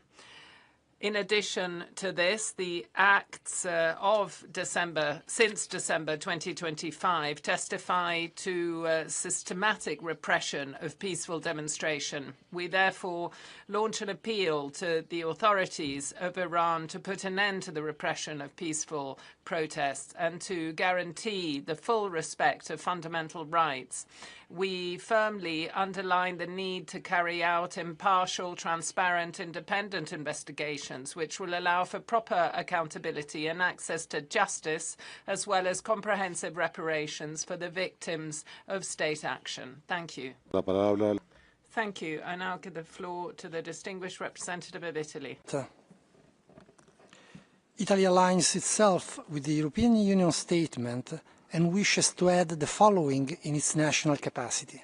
We express our deepest concern over the violent repression of protests in the Islamic Republic of Iran and the reported severe human rights violations across the country.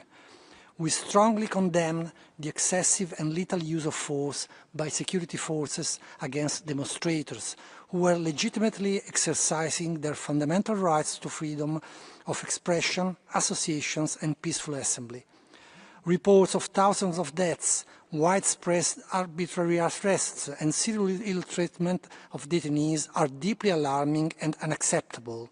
Italy unequivocally condemns the indiscriminate use of the death penalty as a means to suppress protest and silence dissent.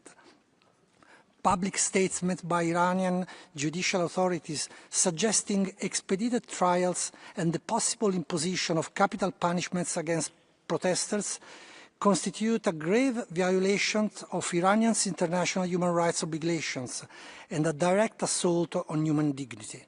Italy reiterates its firm opposition to the death penalty at all times and in all circumstances and urges the Iranian authorities to halt immediately all executions as a first step towards a more general moratorium. We echo the call of the United Nations High Commissioners for Human Rights for an immediate end to violence and repressions, as well as for the full restoration of Internet and telecommunication services. Internet shutdowns undermine fundamental freedoms, hinder independent monitoring, and exacerbate the suffering of the population. Italy urges Iranian authorities to release all those arbitrarily detained and ensure accountability for human rights violations committed in the context of the repression. In this regard, Italy strongly supports the mandates of the Special Rapporteur in Iran and the fact-finding mission and calls on Iranian authorities to fully cooperate with those mechanisms and start an open and democratic dialogue with the protesters. Italy stands in solidarity with the Iranian people and their legitimate aspirations for freedom, dignity and justice. Thank you, Mr. Vice President. Gracias. Thank you. I give the floor to the distinguished representative of Ecuador, Ambassador of Ecuador. Vice President, Ecuador agreed with those who called for the holding of a special session on the worsening human rights situation in the Islamic Republic of Iran in the context of national protests, recognizing that we are faced with a situation which requires the attention of Council. The broad support for holding this session is a very clear signal that such situations must be discussed in the main United Nations body with competency in the field of human rights. My country expresses its deep concern and condemnation for the very serious events that have been reported in Iran since the 28th of December 2025, which have been reported by the Office of the High Commissioner and various special procedures. They testify to violence and repression exercised by state security forces against demonstrators, resulting in arbitrary detentions, people wounded, many thousands dead, including children. For these reasons, Ecuador rejects any act of violence against the civilian population and any measures which limit the exercise of human rights, including freedom of expression, of association, and of peaceful assembly. My delegation emphasizes the importance of ensuring that civil society, human rights defenders, journalists, and communication media must have a safe working environment, and there must be safe and free access to the internet. Vice President, Ecuador restates the importance of respecting the principles and standards of international law enshrined in the UN Charter.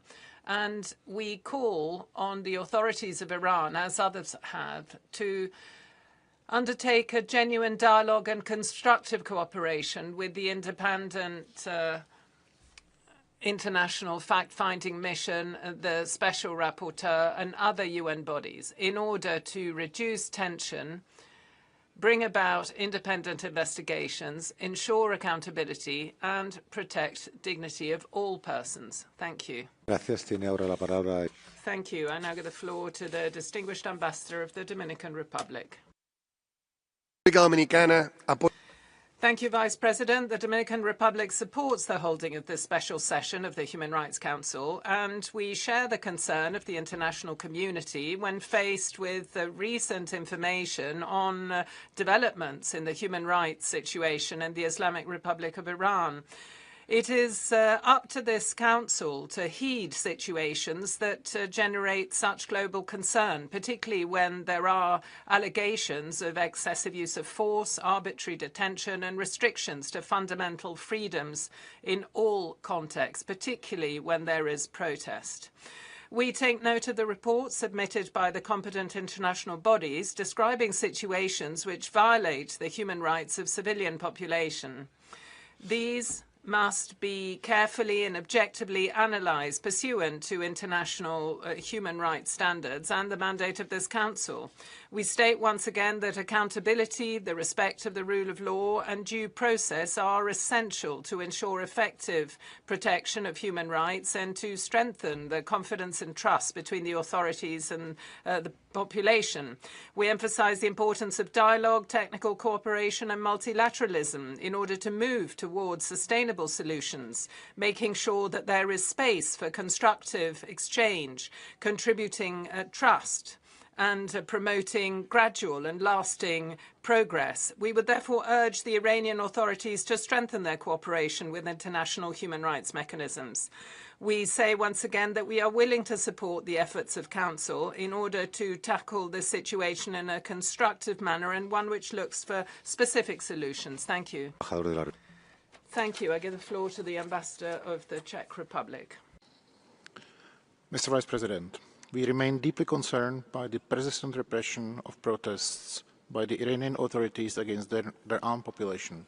Since late December 2025, people across Iran have peacefully expressed their legitimate aspirations for fundamental freedoms and improved living conditions. We are alarmed by the reports of numerous deaths and injuries among protesters. We strongly condemn the use of excessive and lethal force by security forces, as well as widespread arbitrary arrests, detention, intimidation, and judicial harassment. Such actions constitute serious violations of international human rights law, including the International Covenant on Civil and Political Rights, to which Iran is a state party. We call on the Iranian authorities to immediately cease all violent actions against peaceful protesters and to fully respect the rights to freedom of expression, peaceful assembly and association. All individuals detained solely for exercising these fundamental rights must be released without delay, and due process guarantees must be upheld in all cases. We urge Iran to ensure full, safe and unhindered access to information and communications, including by refraining from internet shutdowns. We call on the Iranian authorities to intensify surveillance and the ongoing persecution of lawyers, journalists, social media users and human rights defenders, both within Iran and through acts of repression abroad. We reiterate our principled opposition to the use of the death penalty in all circumstances and call on the Iranian authorities to stop the executions. We reaffirm our solidarity with the Iranian people and express our full support for civil society actors and human rights defenders who, despite severe pressure and significant risk, play a crucial role in documenting violations, promoting human rights and sharing information with the international community. Finally, we call on Iran to ensure accountability for all violations and grant unhindered access and full cooperation to the UN fact-finding mission and the Special Rapporteur on the situation of human rights in Iran. Thank you. Thank you. I now give the floor to the distinguished Ambassador of Kenya. Thank you, Mr. Vice President.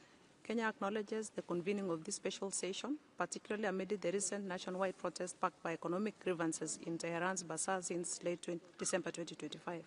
We view today's discussion as a vital affirmation of our shared responsibility to tackle urgent human rights challenges through principled multilateral dialogue, fostering cooperation in a deeply polarized geopolitical landscape. These bedrock principles demand consistent, impartial application across all contexts and regions, free from selectivity or politicization, to uphold this Council's integrity in addressing global crisis. Kenya shares concerns over allegations of human rights violations arising from these events, including allegations of excessive use of force and restrictions on freedoms. We recognize the contributing factors characterizing these protests, rooted in pressing economic hardships and aspirations for improved governance, which warrant thoughtful, constructive responses from the Iranian government. We equally acknowledge positive steps already taken by Iran, including its repeated invitations for dialogue, commitments to investigative allegations transparently, and engagement with the national partners as conveyed in statement to this Council and beyond. At the same time, the rights to peaceful assembly, expression, and association impose reciprocal duties on individuals to exercise them lawfully, peacefully, while states retain their sovereign prerogative under international law to apply proportionate restrictions safeguarding public order and national security.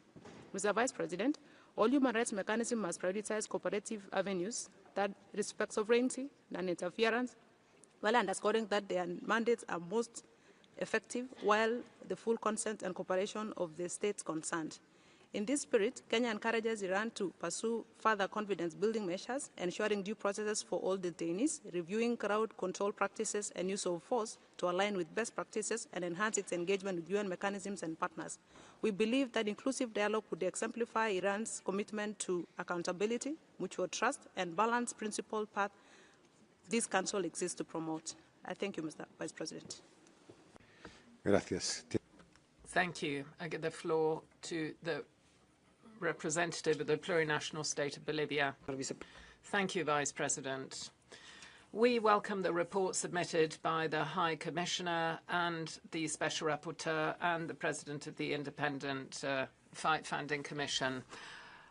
Bolivia reaffirms its commitment to the promotion and protection of human rights and the free exercise of fundamental freedoms by all persons and the obligation of states to guarantee these. In any situation, the right to life and the respect of human rights and the peaceful settlement of disputes must prevail, and this is in line with the UN Charter.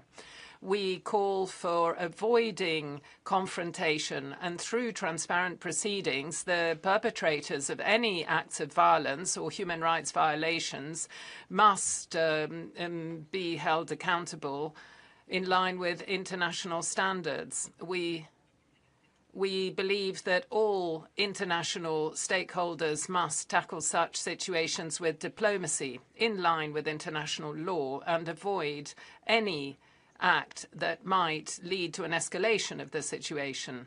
At the same time, we must ensure there is consistency in all mechanisms, balancing costs and effective results and avoiding duplication.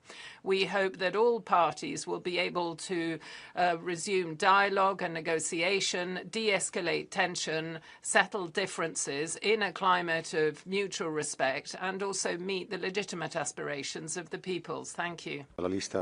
Thank you. We can now move on to the list of speakers, of observers of the Council. I give the floor in the first instance to the distinguished representative of Germany, Secretary of State Vertex. Mr. President, once again this Council convenes to address human rights violations in Iran. Once again, peaceful protesters standing up for their inviolable rights have been violently attacked, arbitrarily arrested or killed. We have all listened to the statements of the High Commissioner, the fact-finding mission and the Special Rapporteur. Germany thanks all Member States for coming together for this special session. Today, let us send a strong, united signal of solidarity with those suffering human rights abuses in Iran, those standing up for their rights. Today, we want to shed light on human rights violations that Iran is trying to hide behind an internet blackout. Germany commends the fact-finding mission and the Special Rapporteur for their tireless efforts to document and investigate abuses and to improve the human rights situation.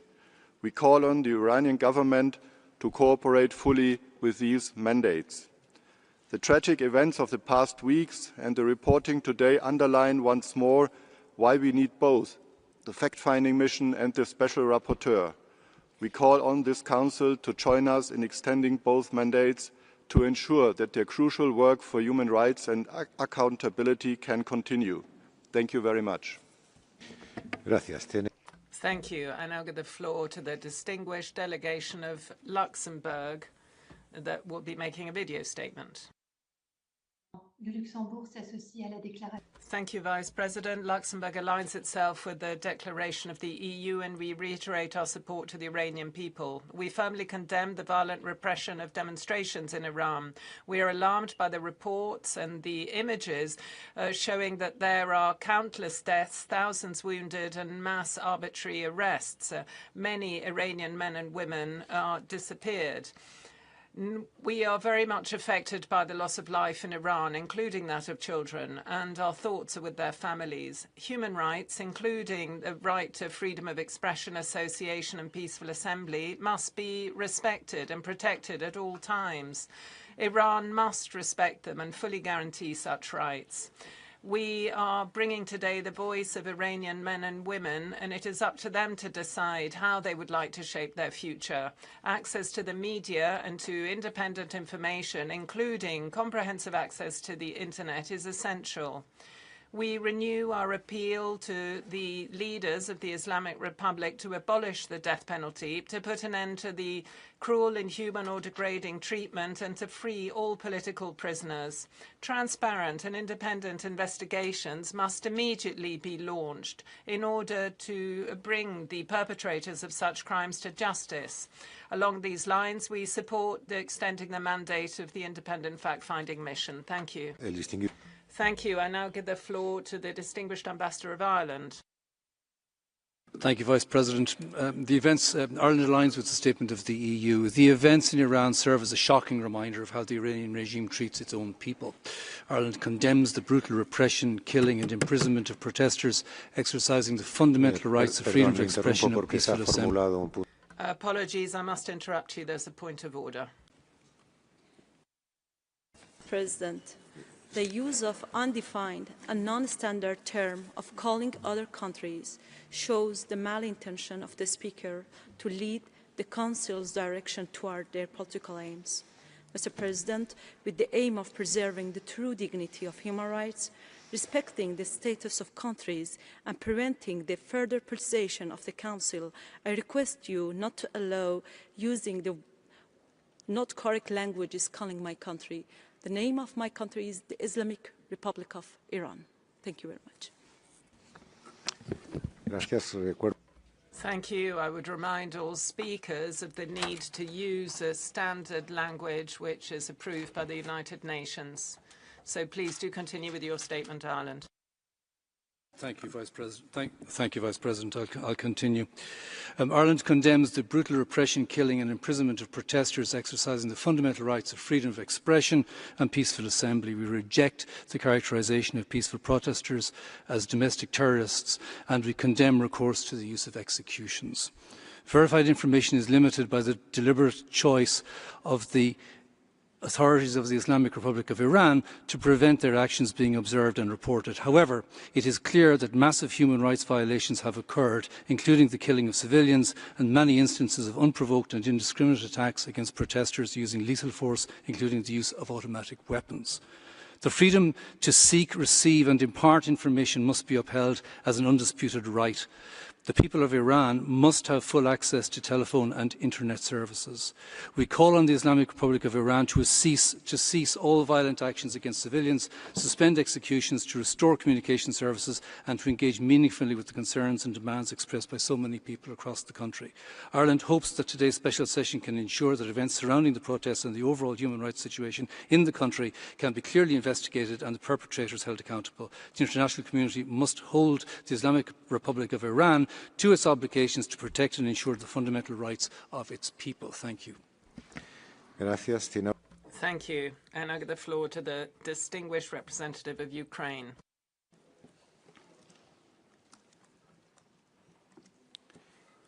Thank you, Mr. Vice President. Ukraine aligns itself with the statement delivered by the European Union. We strongly condemn the repression of the Iranian authorities against their own people, including the unprecedented increase in death and injuries among protesters. This is a gross violation of fundamental human rights and freedoms. We underline the crucial role of the FFMI and Special Rapporteur on documenting violations. We call on the Iranian authorities to abandon forceful methods, respect the rights of citizens to peaceful assembly and freedom of expression, and fulfill the legitimate demands of their own people. Violence against defenseless protesters must be stopped immediately. Mr. Vice President, Iran's support for Russia's war of aggression against Ukraine and its oppression of its own citizens are part of the same policy, a policy of violence and disregard for human beings. I'm afraid there's another point of order. The delegation of Iran, please. Thank you very much, Mr. President. I'm sorry that I'm requesting the second time point of order. The content presented by the current speaker is inaccurate, irrelevant to the subject of this meeting, and intended to involve another country in a matter to which it has not connection. I respectfully request that you prevent the raising of such irrelevant and unfounded issues. Thank you very much. Gracias. Thank you. I would like to ask the delegate of Ukraine to continue their statement.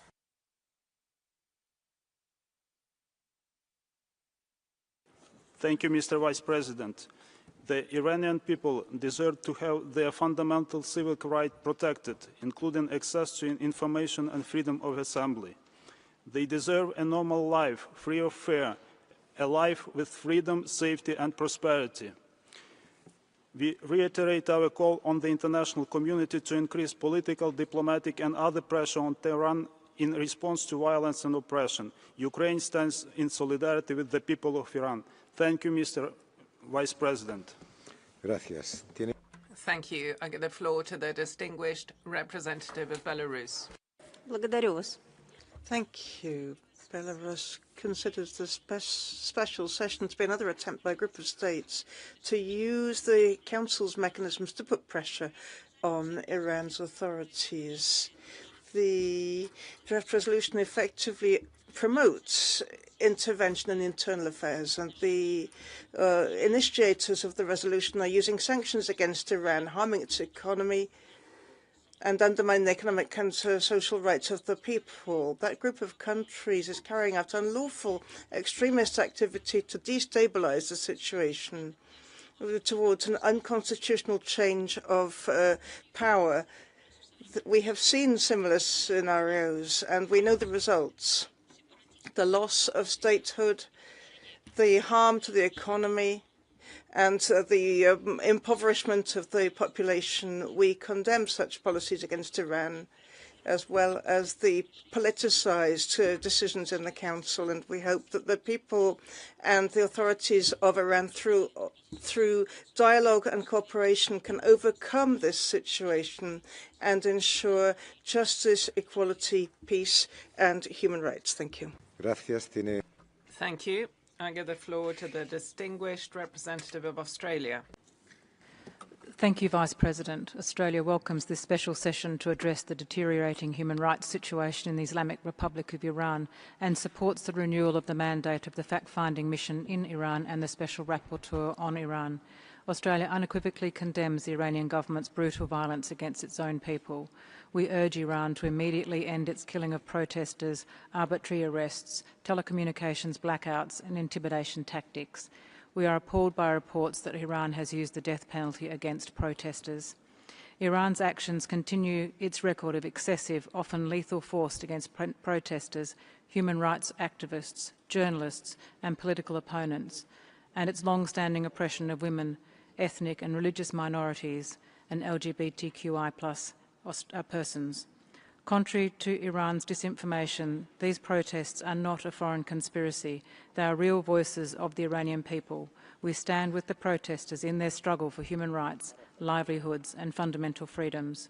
We call on Iran to ensure the rights to freedom of expression and peaceful assembly without fear of reprisal. All violations must be independently investigated and perpetrators held accountable and brought to justice. Thank you. Gracias.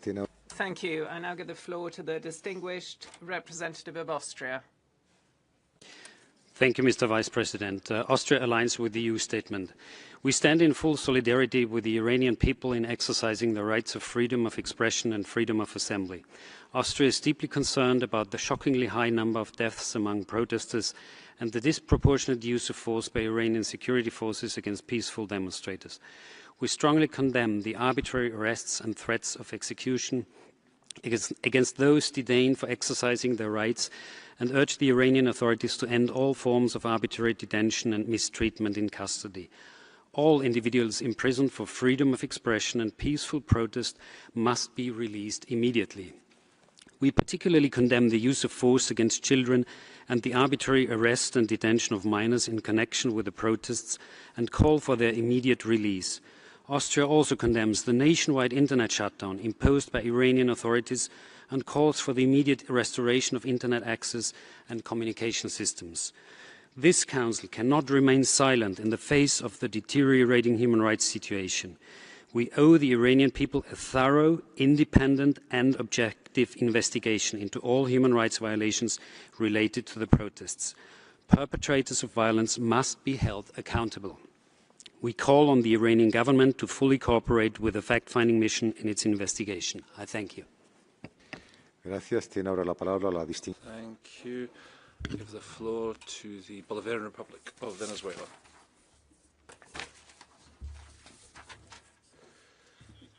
Thank you, Vice President. The Bolivarian Republic of Venezuela reaffirmed its solidarity with the people and government of the Islamic Republic of Iran, profoundly regretting the loss of human life following violent protests that were financed, armed, technologically supported and encouraged by foreign actors. Venezuela strenuously rejects selectivity, double standards and instrumentalization of human rights for geopolitical purposes and expresses its profound concern at the use of this Council as a tool of pressure against sovereign states.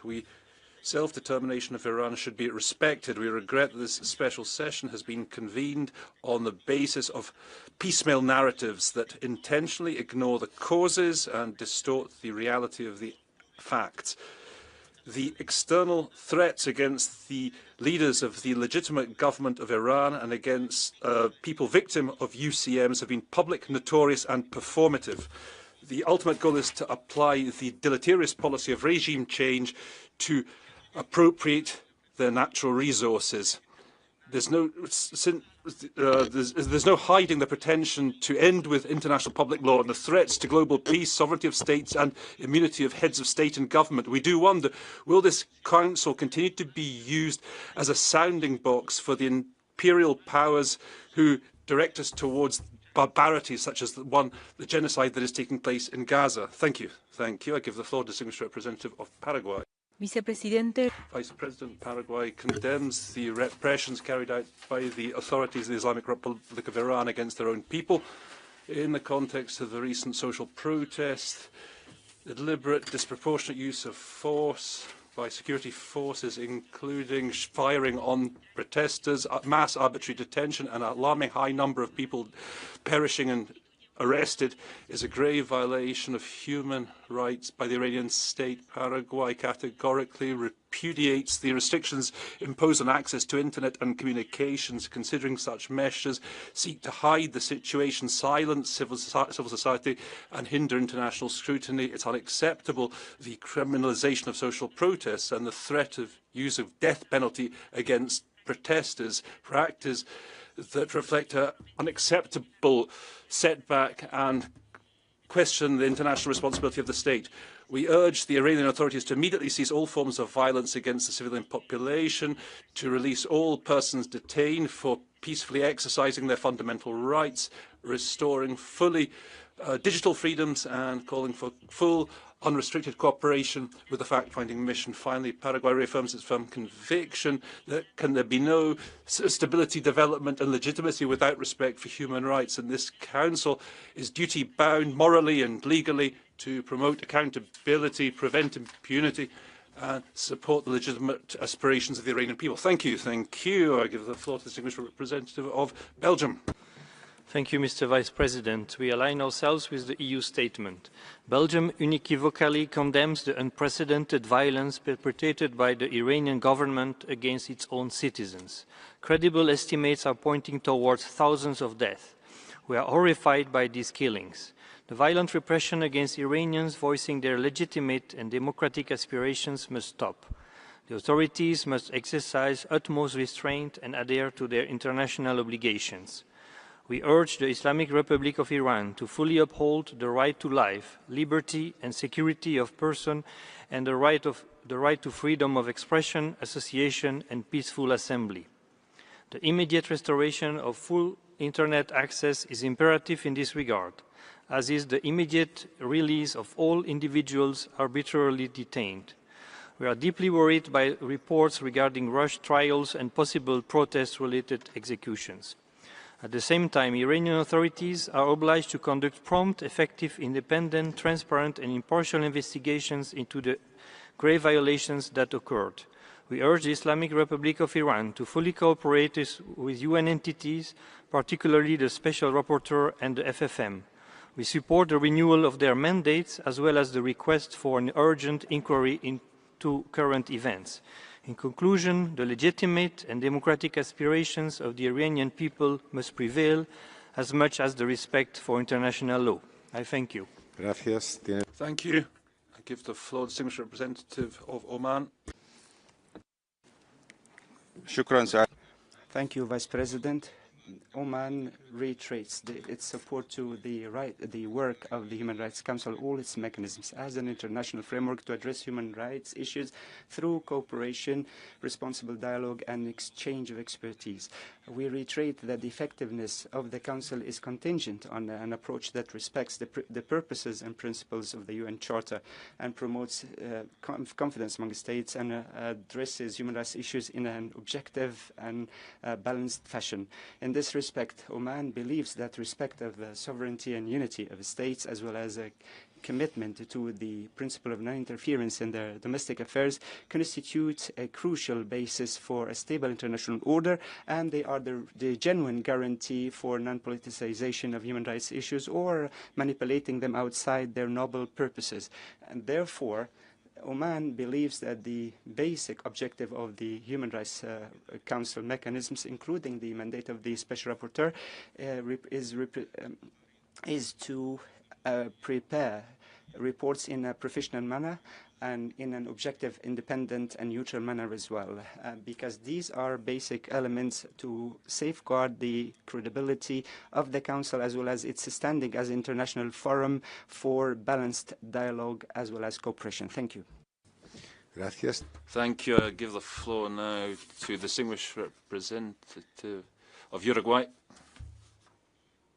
Thank you very much, Vice President. Uruguay is grateful for the convening of this special session, given the grave deterioration of the situation of human rights in Iran, as reported by various UN mechanisms and by independent organizations, which merits the urgent attention of this Council. We express our profound concern violations of human rights documented, which include the disproportionate use of force against protesters, arbitrary detention, acts of torture and other cruel, inhumane, degrading treatment. We're particularly alarmed by persisting patterns of structural discrimination against women and girls, as well as the persecution of individuals belonging to ethnic and religious minorities. Uruguay urges the Iranian authorities to fully deliver on their human rights obligations, guaranteeing the full respect for the right to freedom of expression, peaceful assembly and free access to communications, as well as the need to ensure accountability for all violations committed. Finally, we should recall the primary responsibility of the state to protect its own population, a responsibility inherent to the sovereign nature of the state and to its obligations under international law. Thank you. Thank you. I give the floor now to the Distinguished Representative of Eritrea. Thank you, Mr. Vice President. When challenging situations arise, the appropriate and responsible response of the multilateral system must begin with dialogue, cooperation, and a genuine effort to understand circumstances on the ground. This Council was not established to construct narratives that served the interests of a few, nor to repeatedly single out targeted countries. It was created to strengthen the promotion and protection of human rights through dialogue and cooperation. Despite this, we repeatedly see attempts to circumvent the Council's guiding principles and established frameworks whenever it suits particular agendas. There is a persistent effort to impose mandates on states without their consent or cooperation. Such practices are problematic. They cast doubt on the likelihood of constructive outcomes and on whether the Council should accept without rigorous scrutiny outputs presented as credible despite flawed or politicized methodologies. To conclude, in the context of the recent developments, while we acknowledge the legitimate responsibility of the government of the Islamic Republic of Iran to restore public order and safety, we encourage national processes addressing existing challenges in accordance with the national priorities. The full version of our statement will be available online. I thank you, Mr. Vice President. Gracias. Tiene ahora la palabra. Thank you. I give the floor now to the distinguished delegation of Liechtenstein. Thank you, Mr. Vice President. Liechtenstein has supported the call for this special session out of concern for the thousands of Iranians who once again have carried their hope and demand for fundamental changes in the governance of their country to the streets. We are deeply disturbed by the reports of the widespread and systematic lethal use of force against peaceful protesters by the security forces of the Islamic Republic of Iran. While the numbers remain difficult to verify, it is clear that the force employed was manifestly excessive and raises grave concerns, and that the violence used to crack down on the protest was deliberate in its use and indiscriminate in its targets. Mr. Vice President, an independent investigation into the situation is of paramount importance. If confirmed, these acts would constitute crimes against humanity and warrant a referral to the International Criminal Court by the UN Security Council. The court is an institution we have built collectively to address such situations by holding those responsible to account, thereby preventing future recurrence. In this way, we protect the people whose rights were gravely and systematically violated by those who claim to represent their interests. It is important that the Council sends a clear message in that regard. I thank you, Mr. Vice President. Gracias. Thank you. The floor, distinguished representative of Malta. Thank you, Mr. Vice President. Malta aligns itself with the EU statement. We are gravely concerned by the reports on the human rights situation in the Islamic Republic of Iran, particularly the killing and injury of many Iranian people who were protesting in the streets. We join the High Commissioner in expressing our strongest concern over the designation of protesters as terrorists. Regardless of gender, belief or opinion, all people, including Iranians, have the right to protest and voice their opinions. These rights, among others, are fundamental human rights established by the UN Declaration of Human Rights, the ICCPR, and various other international documents to which the Islamic Republic of Iran is a state party. Iran, therefore, has a direct responsibility to adhere to what it freely subscribed to. We would also like to express our deep concern that some arrested protesters may be subject to the death penalty. While reiterating Malta's long-standing stance against the death penalty in all instances, we wish to recall that Article 6 of the ICCPR clearly states that this penalty may be imposed only for the most serious crimes. Civilians exercising their right of protest have committed no crime. We call upon all relevant authorities in Iran to free all arrested protesters and immediately halt and expunge any planned application of the death penalty. I thank you. Gracias. Thank you. I give the floor to the distinguished representative of Zimbabwe. Thank you, Mr. Vice President. Zimbabwe is worried by the continued politicization of the Human Rights Council and use of double standards. Though we are concerned with by the situation in Iran, we believe that the government of Iran will handle the situation as per their given mandate.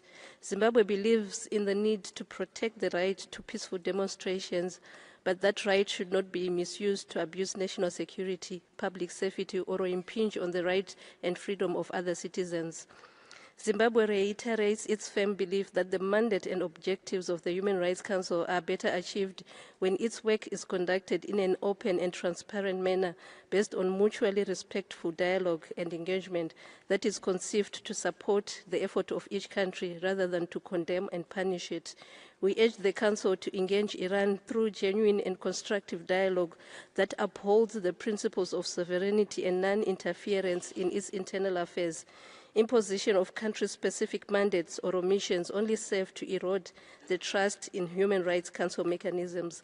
I thank you. Thank you. I give the floor to the distinguished representative of Slovakia. Thank you, Vice President. Slovakia aligns itself with the EU statement. We express grave concern at the deteriorating human rights situation in the Islamic Republic of Iran and ongoing and systematic violation of these rights. Peaceful protests in the country have been met with an unprecedented violent response. Reports paint a gloomy picture of the unlawful killing of thousands of those exercising their fundamental rights, including children, as well as the widespread use of excessive force, causing grave injuries and deaths. We are alarmed by continued arbitrary arrests and detentions, enforced disappearances, detention with no contact with the outside world.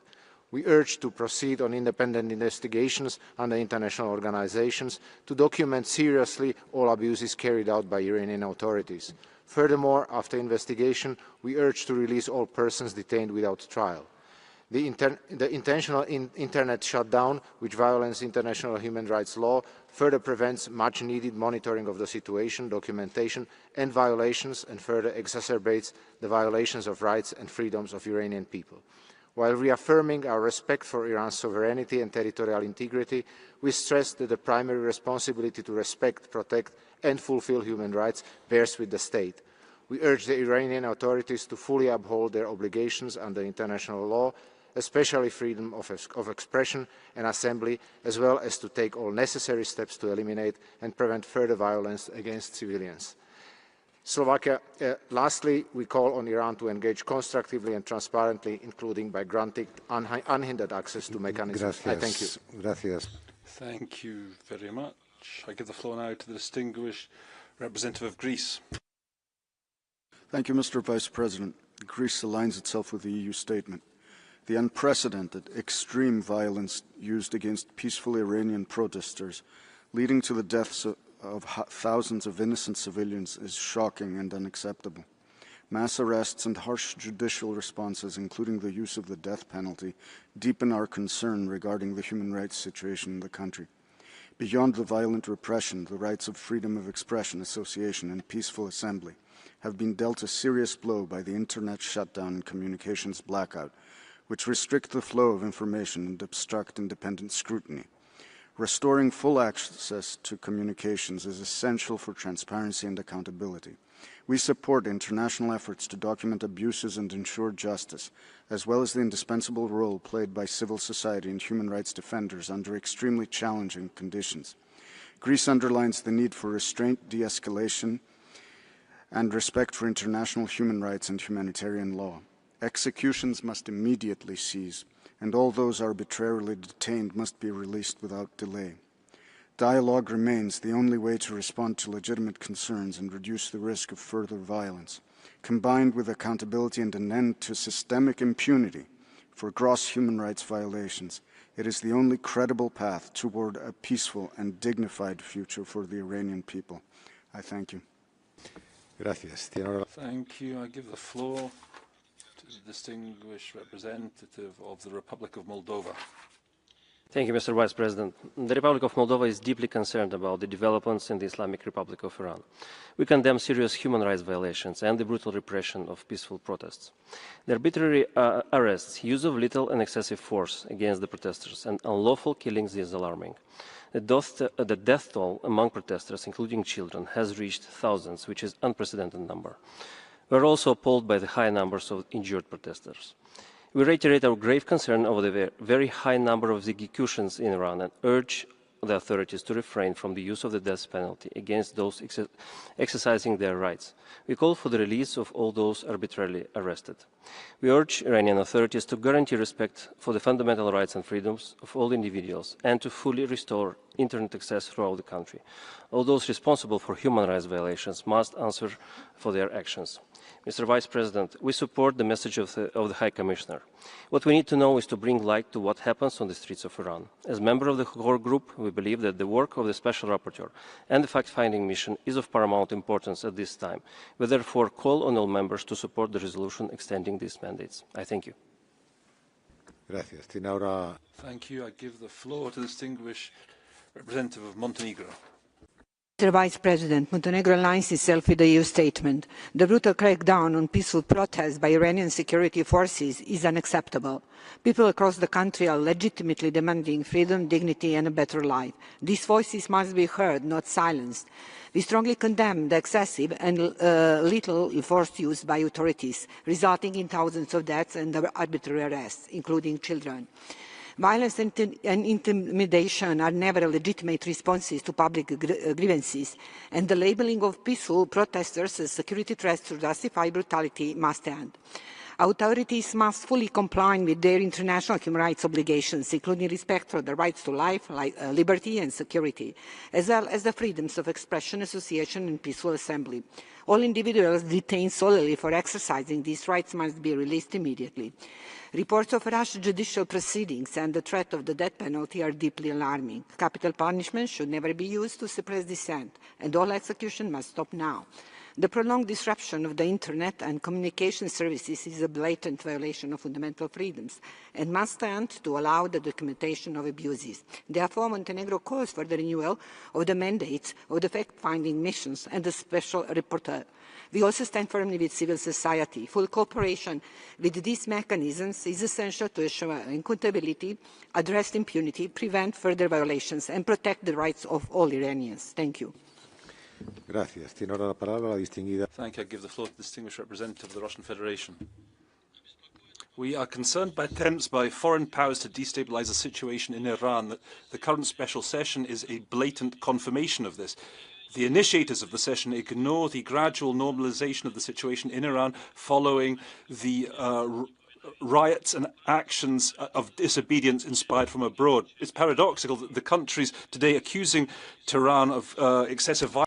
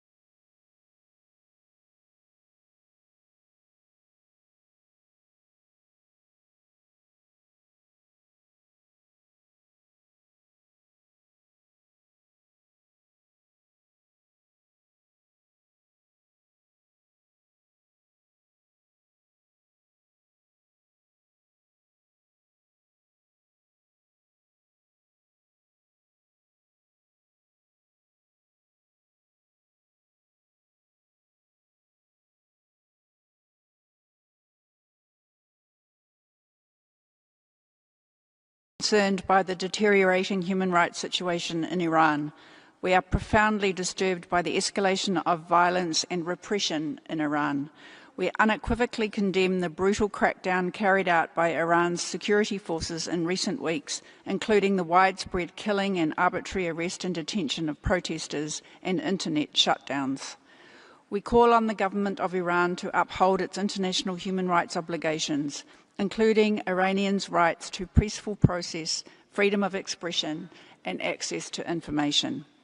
New Zealand continues to be alarmed by the surge in executions over the last year, which include protesters and minors, and calls on Iran to establish a moratorium on the use of the death penalty. New Zealand supports the convening of this special session, as well as the renewal of the mandate of the Special Rapporteur and fact-finding mission. These are important tools to progress accountability for human rights violations in Iran. I thank you. Gracias. Tiene ahora la palabra. Thank you very much. I now recognise Argentina. Thank you very much, Vice President. Argentina supports the draft resolution concerning the serious and persistent deterioration of the human rights situation in the Islamic Republic of Iran, in particular the violent repression of peaceful protest, which are costing the lives of thousands of citizens. This Council must find a robust response to this. On the draft resolution, we believe it should not just be limited to SGBV, rather all forms of violence conducted by the state, interpreting the term gender in line with Article 7.3 of the Rome Statute, and we'd like that to be duly reflected. We urge the Islamic Republic of Iran to end immediately the violations, guaranteeing accountability and combating impunity, and as well as cooperating fully with this Council's mechanisms, including the International Fact-Finding Mission and the Special Rapporteur. President, a just government is one that protects its citizens. When a government turns on its own people, there is no sovereignty that can be used as a fig leaf excuse or reasonable arguments that can justify this level of violence. The violent action undertaken by the government demonstrates that they fear truth and, as a result, fear their people. On the other hand, the fantastic Iranian people have demonstrated that they no longer fear their government and that they can kill thousands, but they cannot be cowed simply because they are inspired by a value that is far more powerful than the greatest army, and that is the defence of their own freedom. Thank you very much, Vice President. Thank you very much. I now recognise the distinguished representative of Korea, DPRK. Mr. Vice President, the delegation of the Democratic People's Republic of Korea does not support the holding of this special session and the practice of tabling a politically motivated resolution targeting a specific country. Any subversive activities of the external forces aimed at overthrowing the socio-political systems of sovereign states and interference in their internal affairs, including the use of force or the threat of use of force, constitute serious violations of the UN Charter and universally recognized norms of international law. Attempts to justify such actions under the pretext of human rights advocacy, particularly when they are aimed at regime change, are deemed unacceptable. The international community must remain vigilant against such destabilizing practices and raise their voices for justice. We reaffirm our principled commitment to the purposes and principles of the UN Charter, and we call upon the Human Rights Council to stand against politicization, selectivity, and double standards of human rights. I thank you. Gracias. Thank you. I give the floor now to the distinguished delegation of Portugal. Senhor Vice-Presidente, Portugal expresses its profound concern over the violent repression of peaceful microphone, please, for the speaker. Islamic Republic of Iran, which has already caused multiple casualties, and calls on the Iranian authorities to respect its obligations under international law. We underline our support for the Iranian people as they peacefully strive for justice, equality and freedom. Reports of arbitrary detentions, intimidation of demonstrators, journalists, civil society actors and human rights defenders, as well as widespread restrictions on internet access, are deeply alarming. We are concerned by reports indicating that detained protesters might be under increased risk of expedited trials, torture, use of capital punishment, and other serious violations of fair trial standards and of their right to life. Portugal calls on Iran to release all individuals detained solely for exercising their rights and reiterates its firm opposition to the death penalty. Portugal strongly supports the renewal of the mandates of the Special Rapporteur and of the FFM, which are essential for monetary reporting and, not least, accountability. We urge Iran to fully cooperate and provide them unhindered access. Portugal stands ready to support all efforts to address this urgent human rights situation and achieve tangible improvements on the ground. I thank you, Chairman. Gracias. Thank you. I give the floor to the distinguished representative of Burkina Faso. Vice President, Burkina Faso takes note of the holding of this special session, which is very concerning, both in terms of what's the timing and the context. This situation takes place in a situation marked by persistent pressure being exerted on the Islamic Republic of Iran and raises legitimate question marks as to instrumentalization of human rights for the purpose of the foreign policy and persistent practice of double standards within our organization. These practices run counter to principles of sovereignty, territorial integrity, non-interference, as enshrined in the UN Charter, and risks weakening the credibility of our multilateral cooperation mechanism in the field of human rights. My delegation reaffirms the commitment of Burkina Faso to the universal values of human rights, recalling that the primary responsibility for implementation rests with states while respecting their legal framework and their national reality. The right to peaceful protest that we recognise is an obligation of the state to preserve national security and stability when grave violence places the country in danger. We call for cooperation and dialogue to be prioritised while strictly respecting principles of the UN Charter, abstaining from any approach based on coercion, selectivity or politicisation of human rights. Thank you. Gracias. Thank you. I give the floor to the distinguished representative of Sri Lanka.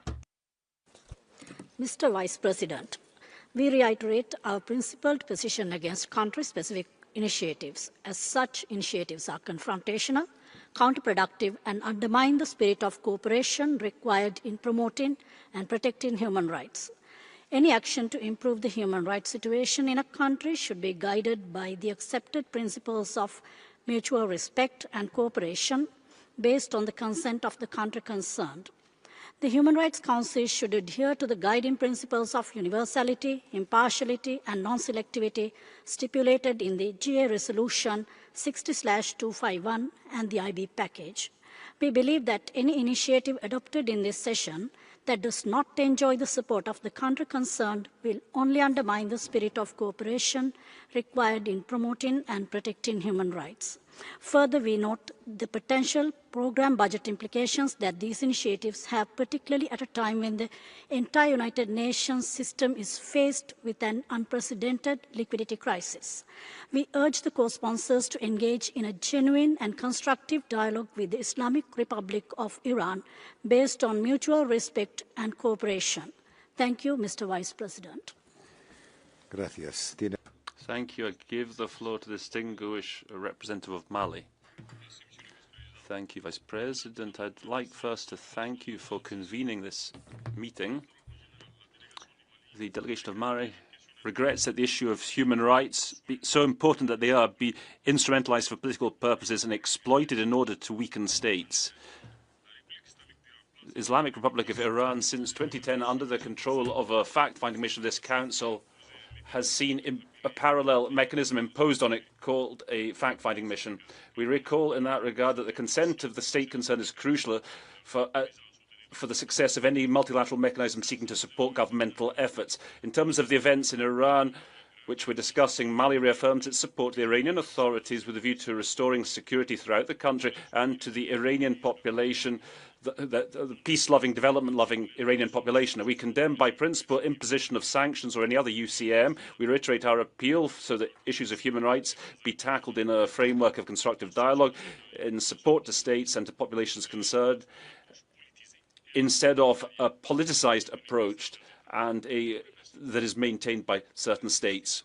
Thank you. I give the floor now to the distinguished representative of Canada. Mr. Vice President, Canada is horrified by reports that thousands of people in Iran, including children, have been killed and arbitrarily detained for exercising their human rights. Canada condemns in the strongest terms the Iranian authorities' use of unlawful and lethal force against protesters. Killings, forced confessions, torture, ill treatment in detention, and the denial of legal safeguards are all clear violations of international human rights law. Internet shutdowns are another form of repression and an infringement on human rights. This recurring retaliation against dissent underscores an entrenched pattern of state violence and impunity. This abhorrent cycle of violence cannot continue. Canada will continue to work with partners to hold Iran to account through forums like this and through the continued imposition of sanctions in response to violations. Canada commends the people of Iran, including the brave journalists and human rights defenders, who continue to hold their ground, call for their rights to be respected, and voice their demands in the face of violence. Canada urges Iran to immediately end violence against protesters, halt executions, release those arbitrarily detained, and uphold the human rights of its population. We fully support continued investigations of Iran's human rights violations by the Special Rapporteur and the FFM on Iran. This is integral to accountability and justice. Thank you. Gracias. Thank you very much. That was the last of the states wishing to take the floor, so we'll now move to our list of speakers from NHRIs and NGOs. I'd now like to recognise the representative of the International Federation for Human Rights Leagues, please. Mr. Vice President, after just over 3 years, the Council is holding another special session on the human rights situation in Iran. The recurrence reflects the gravity of the authorities' repression against the brave people of Iran, who continue to courageously demand the respect of their fundamental rights and to express their aspiration for democratic change. Estimates of those killed and injured by the authorities in response to the most recent peaceful protests are difficult to verify due to the government's imposition of a prolonged internet and communication blackout. What is certain is that an extraordinarily harsh crackdown on the streets of Tehran and many other cities across the country occurred, with thousands of civilians summarily killed and many more arbitrarily detained in just a few days during the peak of the protests. FIDH and LDDHI see the renewal of the mandates of the Special Rapporteur and the 2-year extension of the fact-finding mission as being essential to guarantee future accountability. Members of the Council should demand that Iranian authorities stop terrorizing the civilian population and support the work of independent international accountability mechanisms. We reiterate our call for the immediate and unconditional release of all people detained in connection with the protests, as well as all activists and human rights defenders, including Nobel Peace Prize laureate Narges Mohammadi. We also urge the government to refrain from imposing or carrying out the death penalty, particularly against those charged in connection with the demonstrations. I thank you. Gracias. Thank you very much. I now recognise the representative of Ensemble contre la peine de mort. Mr. President, in 2025, the Islamic Republic of Iran executed at least 1,500 people, the highest number in more than 3 decades.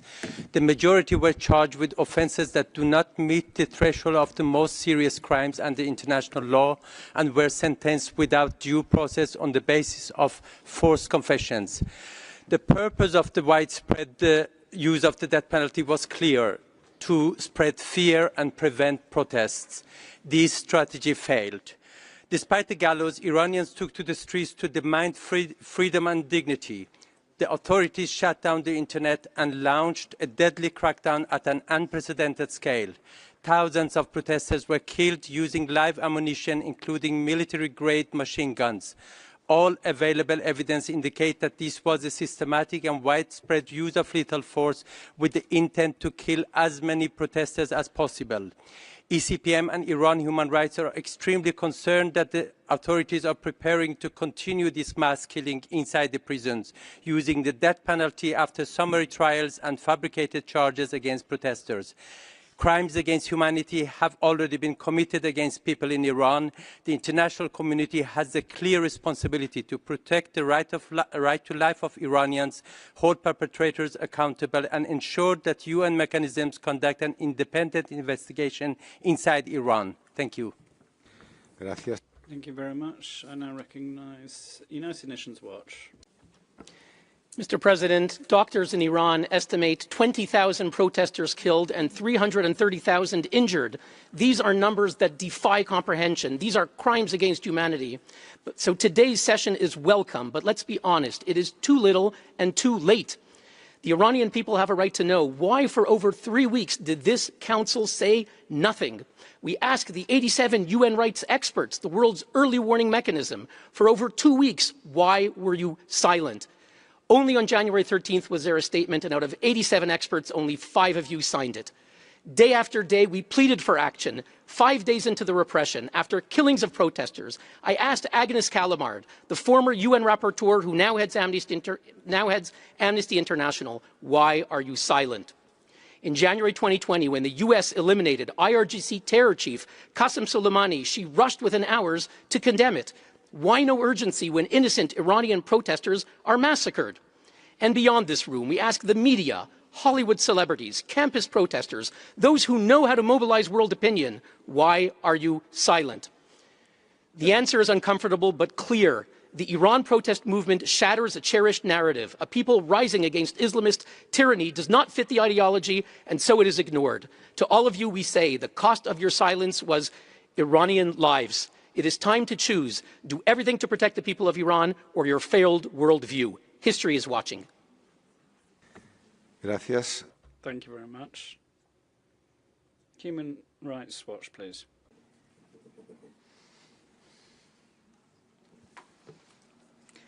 Mr. Vice President, Human Rights Watch delivers this statement at a devastating time for people in Iran, when security forces have carried out unprecedented mass killings of thousands of protesters and bystanders. Witnesses have described streets being drenched in blood. They have told us that whoever they speak to these days knows someone who is being killed or injured.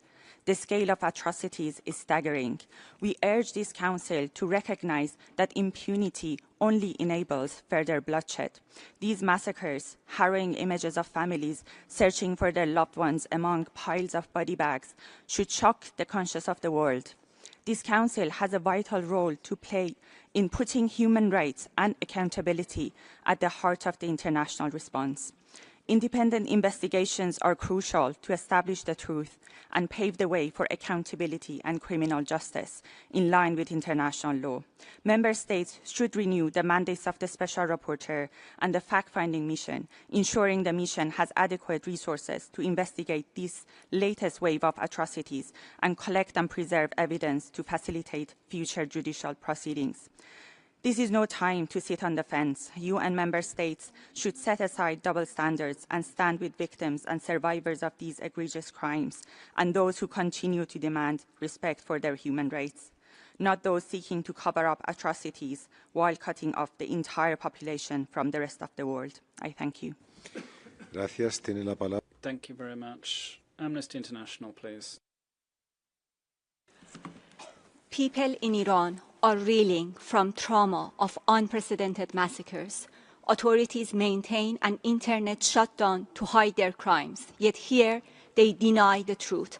Let's be clear about the facts confirmed by eyewitnesses and verified videos. Iranian security forces fired into crowds, unlawfully killing thousands and injuring many more. Victims authorities shamelessly describe as terrorists were people demanding human rights and democracy, students, workers, teachers, medical workers, hoping for a brighter future. Today, crushed hopes lie in body bags, in overflowing morgues. What authorities call stability is a state of terror involving armed patrols and curfews.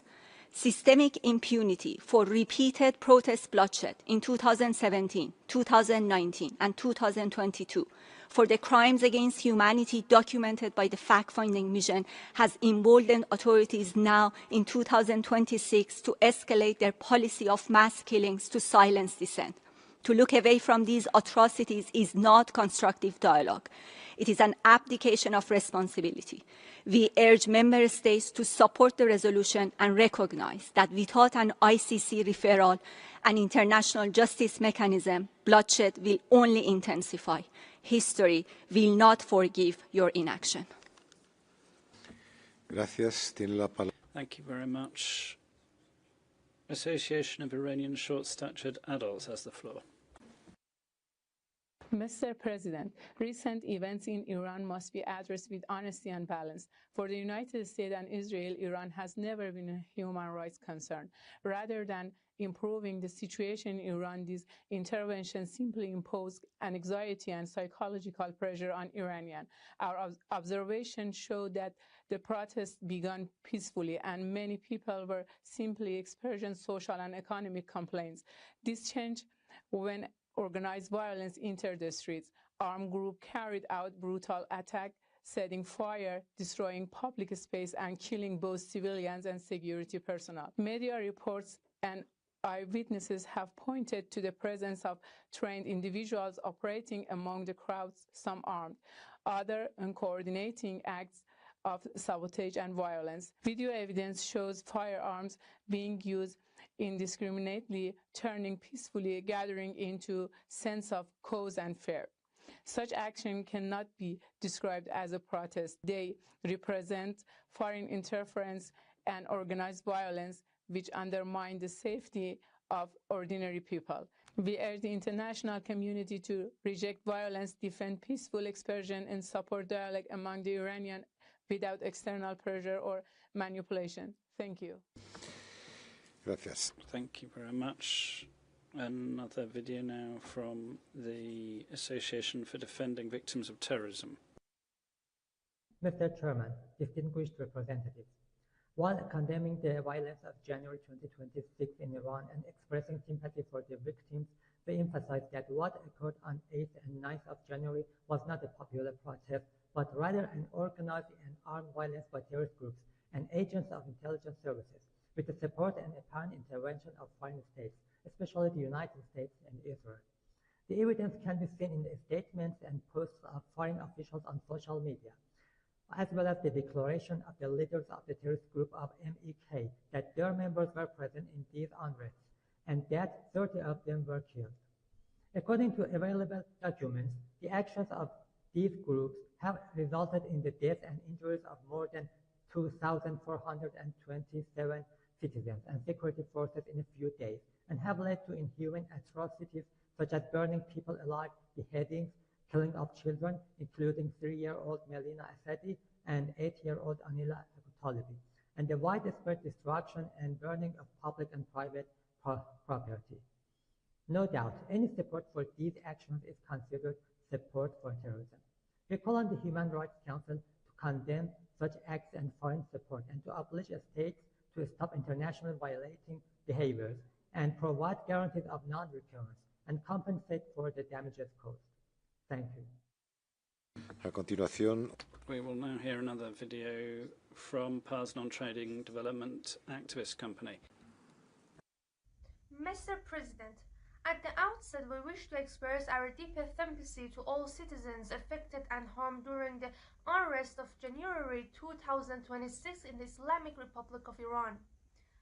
The life, safety, and dignity of every civilian must be respected, and no one should suffer as a result of violence or instability. We address this Council with the gravest concern regarding the organized violence, terrorist attacks, and blatant foreign interference that accompanied these recent events. External interventions, whether through political, media, or logistical support to violent and terrorist groups, constitute a direct attack on Iran's sovereignty and a clear violation of the United Nations Charter. We call upon the HRC to unequivocally condemn all foreign interference and support for organized violence, affirm the right of the people to peaceful and lawful protest, hold accountable any actors seeking to destabilize Iran under the pretext of human rights or political freedom, national sovereignty, civilian security, and the right to lawful civil expression are non-negotiable principles and fundamental pillars of human rights, and no pretext can legitimize foreign interference or acts of violence. I thank you. The next speaker is the representative of Iranian Human Rights Documentation Center. Thank you, Mr. Vice President. On January 8 and 9, 2026, millions of Iranians took to the streets to voice their demand for freedom and a government that respects their basic rights. They were met with gunfire. Thousands have been killed. Many more have been blinded or sustained other grave injuries. Thousands have also been detained and are being subjected to torture as we speak. The full scope of what has happened will not be known for months. A little over 3 years ago, this Council held a special session to address the Iranian government's grave human rights abuses committed in the course of the Woman Life Freedom protests. Despite the creation of the independent international fact-finding mission on Iran, the human rights situation in the country has significantly deteriorated. Given the internet shutdown that the Iranian government has imposed on the country, the international community must take swift action to stop further atrocities under this information blackout. The Iran Human Rights Documentation Center joins the call for the renewal of the mandate of the FFMI and urges that the mission is provided the resources it needs to carry out its duties. We also call on the international community to exert diplomatic pressure on the Iranian government to immediately halt the gross human rights abuses taking place in the country. The Iranian people have suffered tremendously. The international community must act now. Thank you. Gracias. Tiene la palabra. Thank you very much. I now pass the floor to the Institute for Protection of Women's Rights. Bismillahirrahmanirrahim. Monsieur le Vice-Président, l'Institut pour la protection. Vice President, the Institute for Women's Rights would like to call the Council's attention to the terrible events which are taking place in Iran, through which the fundamental rights of citizens have been gravely violated by terrorist acts. In January 2026, protests by certain professional bodies begun by legitimate financial and economic claims have been derailed and deliberately distorted into violent events which have been sown through by terrorist groups. There have been hybrid campaigns, both digital and on the ground, in order to derail these. There have been firefighters, banks, mosques and private property owners that have been caught up in this. Members, distinguished delegates, as a representative of Iranian civil society, we would like to respectfully call on member states to found their positions on reliable, impartial and credible sources, and to clearly distinguish between peaceful protests and terrorist acts, and to condemn all forms of extremist violence which are being carried out against the lives and property of Iranian people by terrorists and mercenaries. We would like to ask for the explicit condemnation of all interference in the domestic affairs of Iran and all threats against the rights of the Iranian people to self-determination. Thank you. Thank you. We will now hear another video from the coordination of Association des Particuliers pour la Liberté de Conscience. We are deeply concerned about the deteriorating human rights situation in Iran, particularly regarding religious freedom and the persecution of religious minorities. Following recent demonstrations, Iran has unleashed violent repression. Witnesses report over 12,000 deaths, with telecommunication blocked to silence testimony. Victims include teenagers shot in the street and hospitals overwhelmed with casualties. Religious minorities face systematic persecution. The Ministry of Intelligence arrested over 50 Christians on fabricated espionage charges. 8 Baha'i women received nearly 39-year imprisonment merely for promoting their faith. 35 Jewish citizens were arrested for alleged ties to Israel based solely on decades-old travel or social media activity. The coordinated crackdown constitutes crimes against humanity under international law. We urge the Council to establish accountability mechanisms and take concrete action. We remain committed to supporting these persecuted communities. I thank you.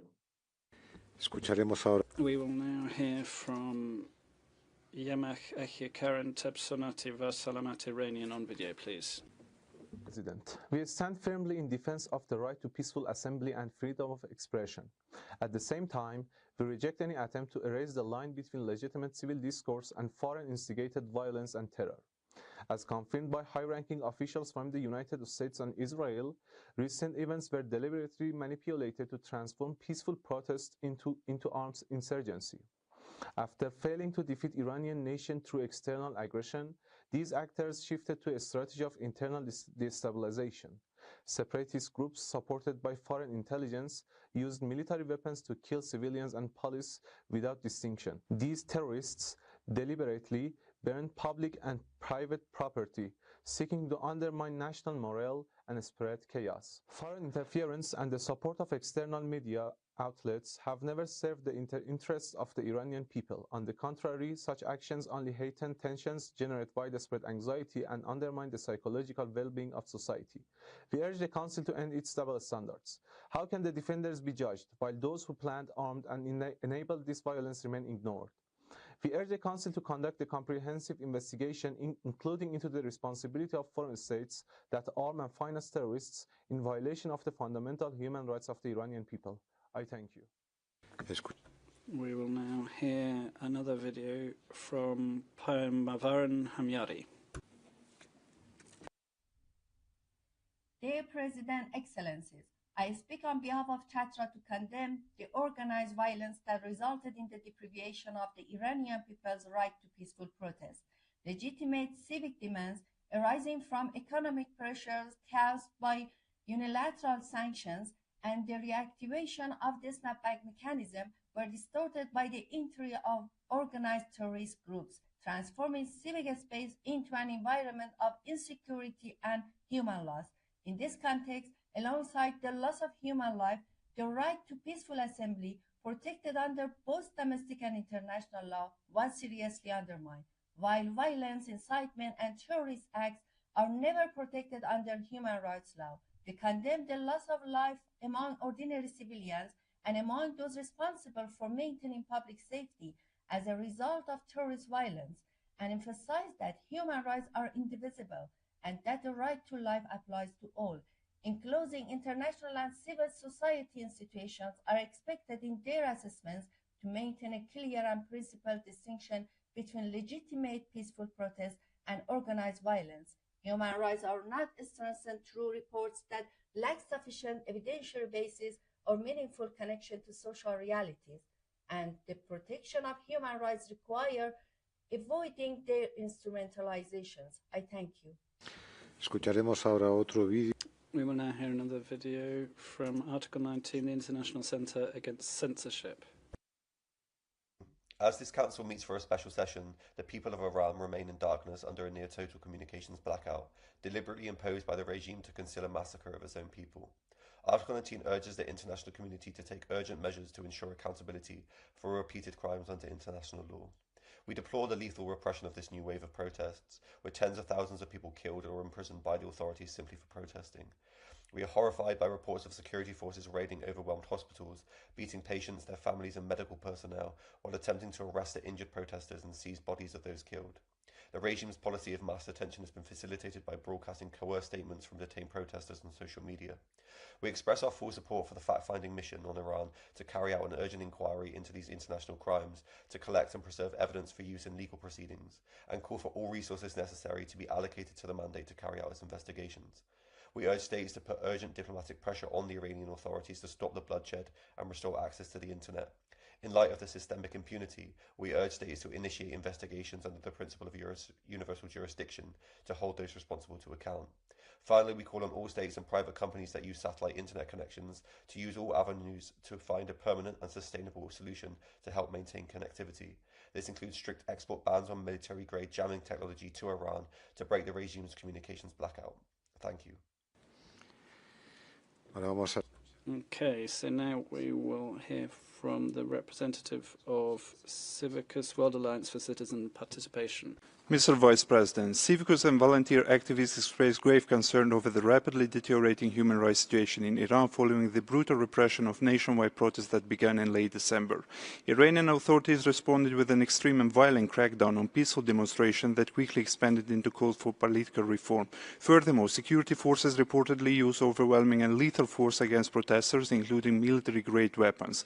Reliable accounts describe wounded individuals executed in the streets and cities placed under de facto martial law amid unprecedented wave of arbitrary arrests and mass unlawful killings. Sources report over 3,000 deaths according to the authorities alone and over 24,000 arrests, whilst a nationwide internet and telecommunications blackout in breach of international human rights law further obstructs life-saving information, documentation and accountability.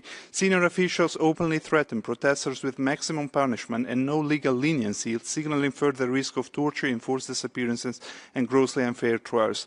We are particularly concerned that detainees are at grave risk of arbitrary executions. We urge this Council to strengthen monitoring of Iran, ensure the renewal and adequate resourcing of the Special Rapporteur and the FFM to carry out an urgent inquiry and support criminal accountability for grave violations. There is also an urgent need for the voice of civil society within Iran to be heard directly. The people of Iran urgently need protection, justice and international solidarity. We thank you. Thank you very much. I now pass the floor to Baha'i International Community representative. Mr. Vice President, Iranians deserve the right to play a decisive role in the future of their country. These weeks we have seen youth whose aspirations were long ignored by their government, prepared to make many sacrifices for the upliftment of their nation, and their voices have carried across the world.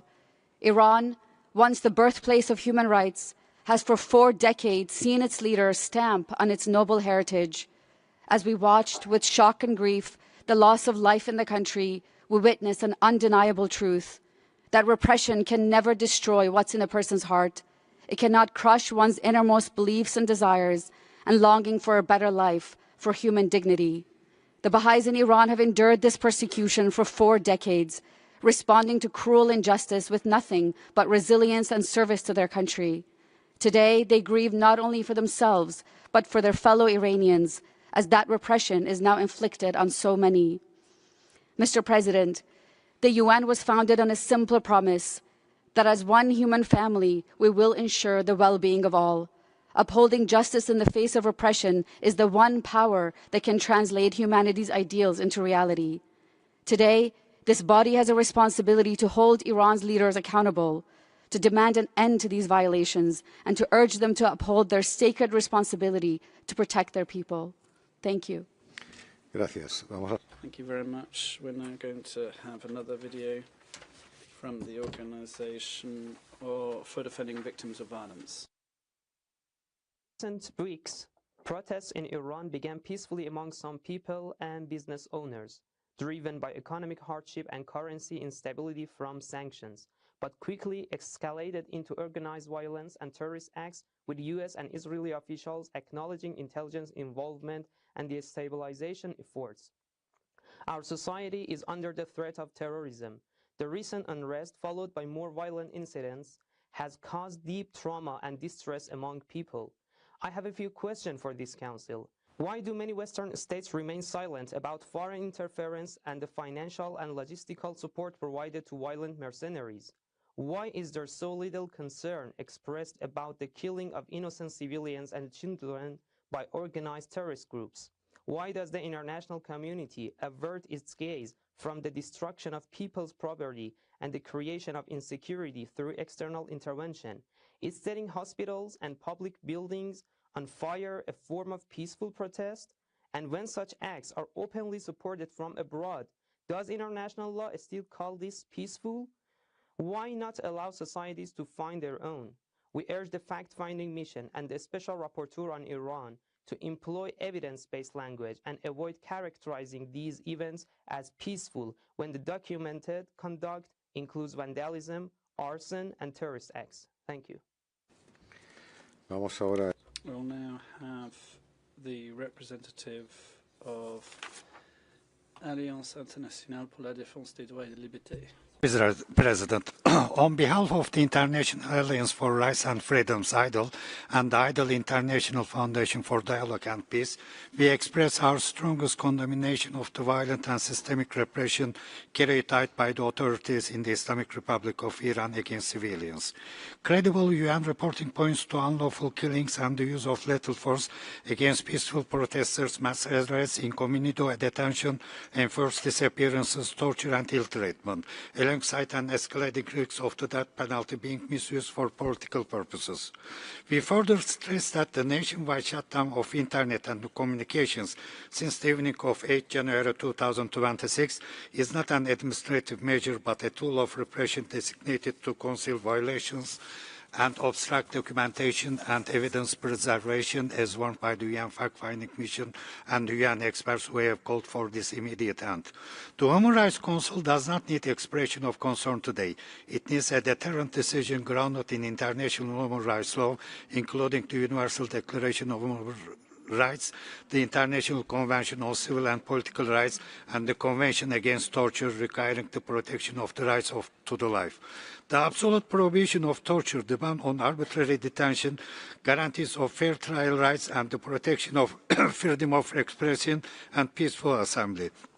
We thank you, Mr. Vice President. Gracias. Thank you. I give the floor to Maloka International. Gracias, Vicepresidente. Thank you, Vice President. This special session reflects once more the increasing politicization of the Council. We're witnessing selective use of human rights as an instrument of geopolitical pressure. Iran is a state subject to the United Nations Charter, an instrument which embodies non-interference in internal affairs and the principle of sovereign equality of states. selectively invoking violations without taking into account external threats is a distortion of this legal framework. In recent weeks, Iran has faced violent acts on its territory channeled by terrorist cells and interference by foreign intelligence services, seeking to create an escalation of external forces that cannot be ignored. Washington's actions, including explicit military threats, reflect a neo-colonial policy using human rights as justification for their strategic objectives in the region. The same methods of coercion struck Latin America and Greenland. They reflect a global pattern of geopolitical aggression which merits equal scrutiny on the part of this body. We recommend, therefore, Vice President, to this Council to protect peace, respect the right to self-determination and demand the lifting of unilateral coercive measures from the Iranian people and all peoples who suffer the consequences of structural violence of a system which governs us today. Thank you. Gracias.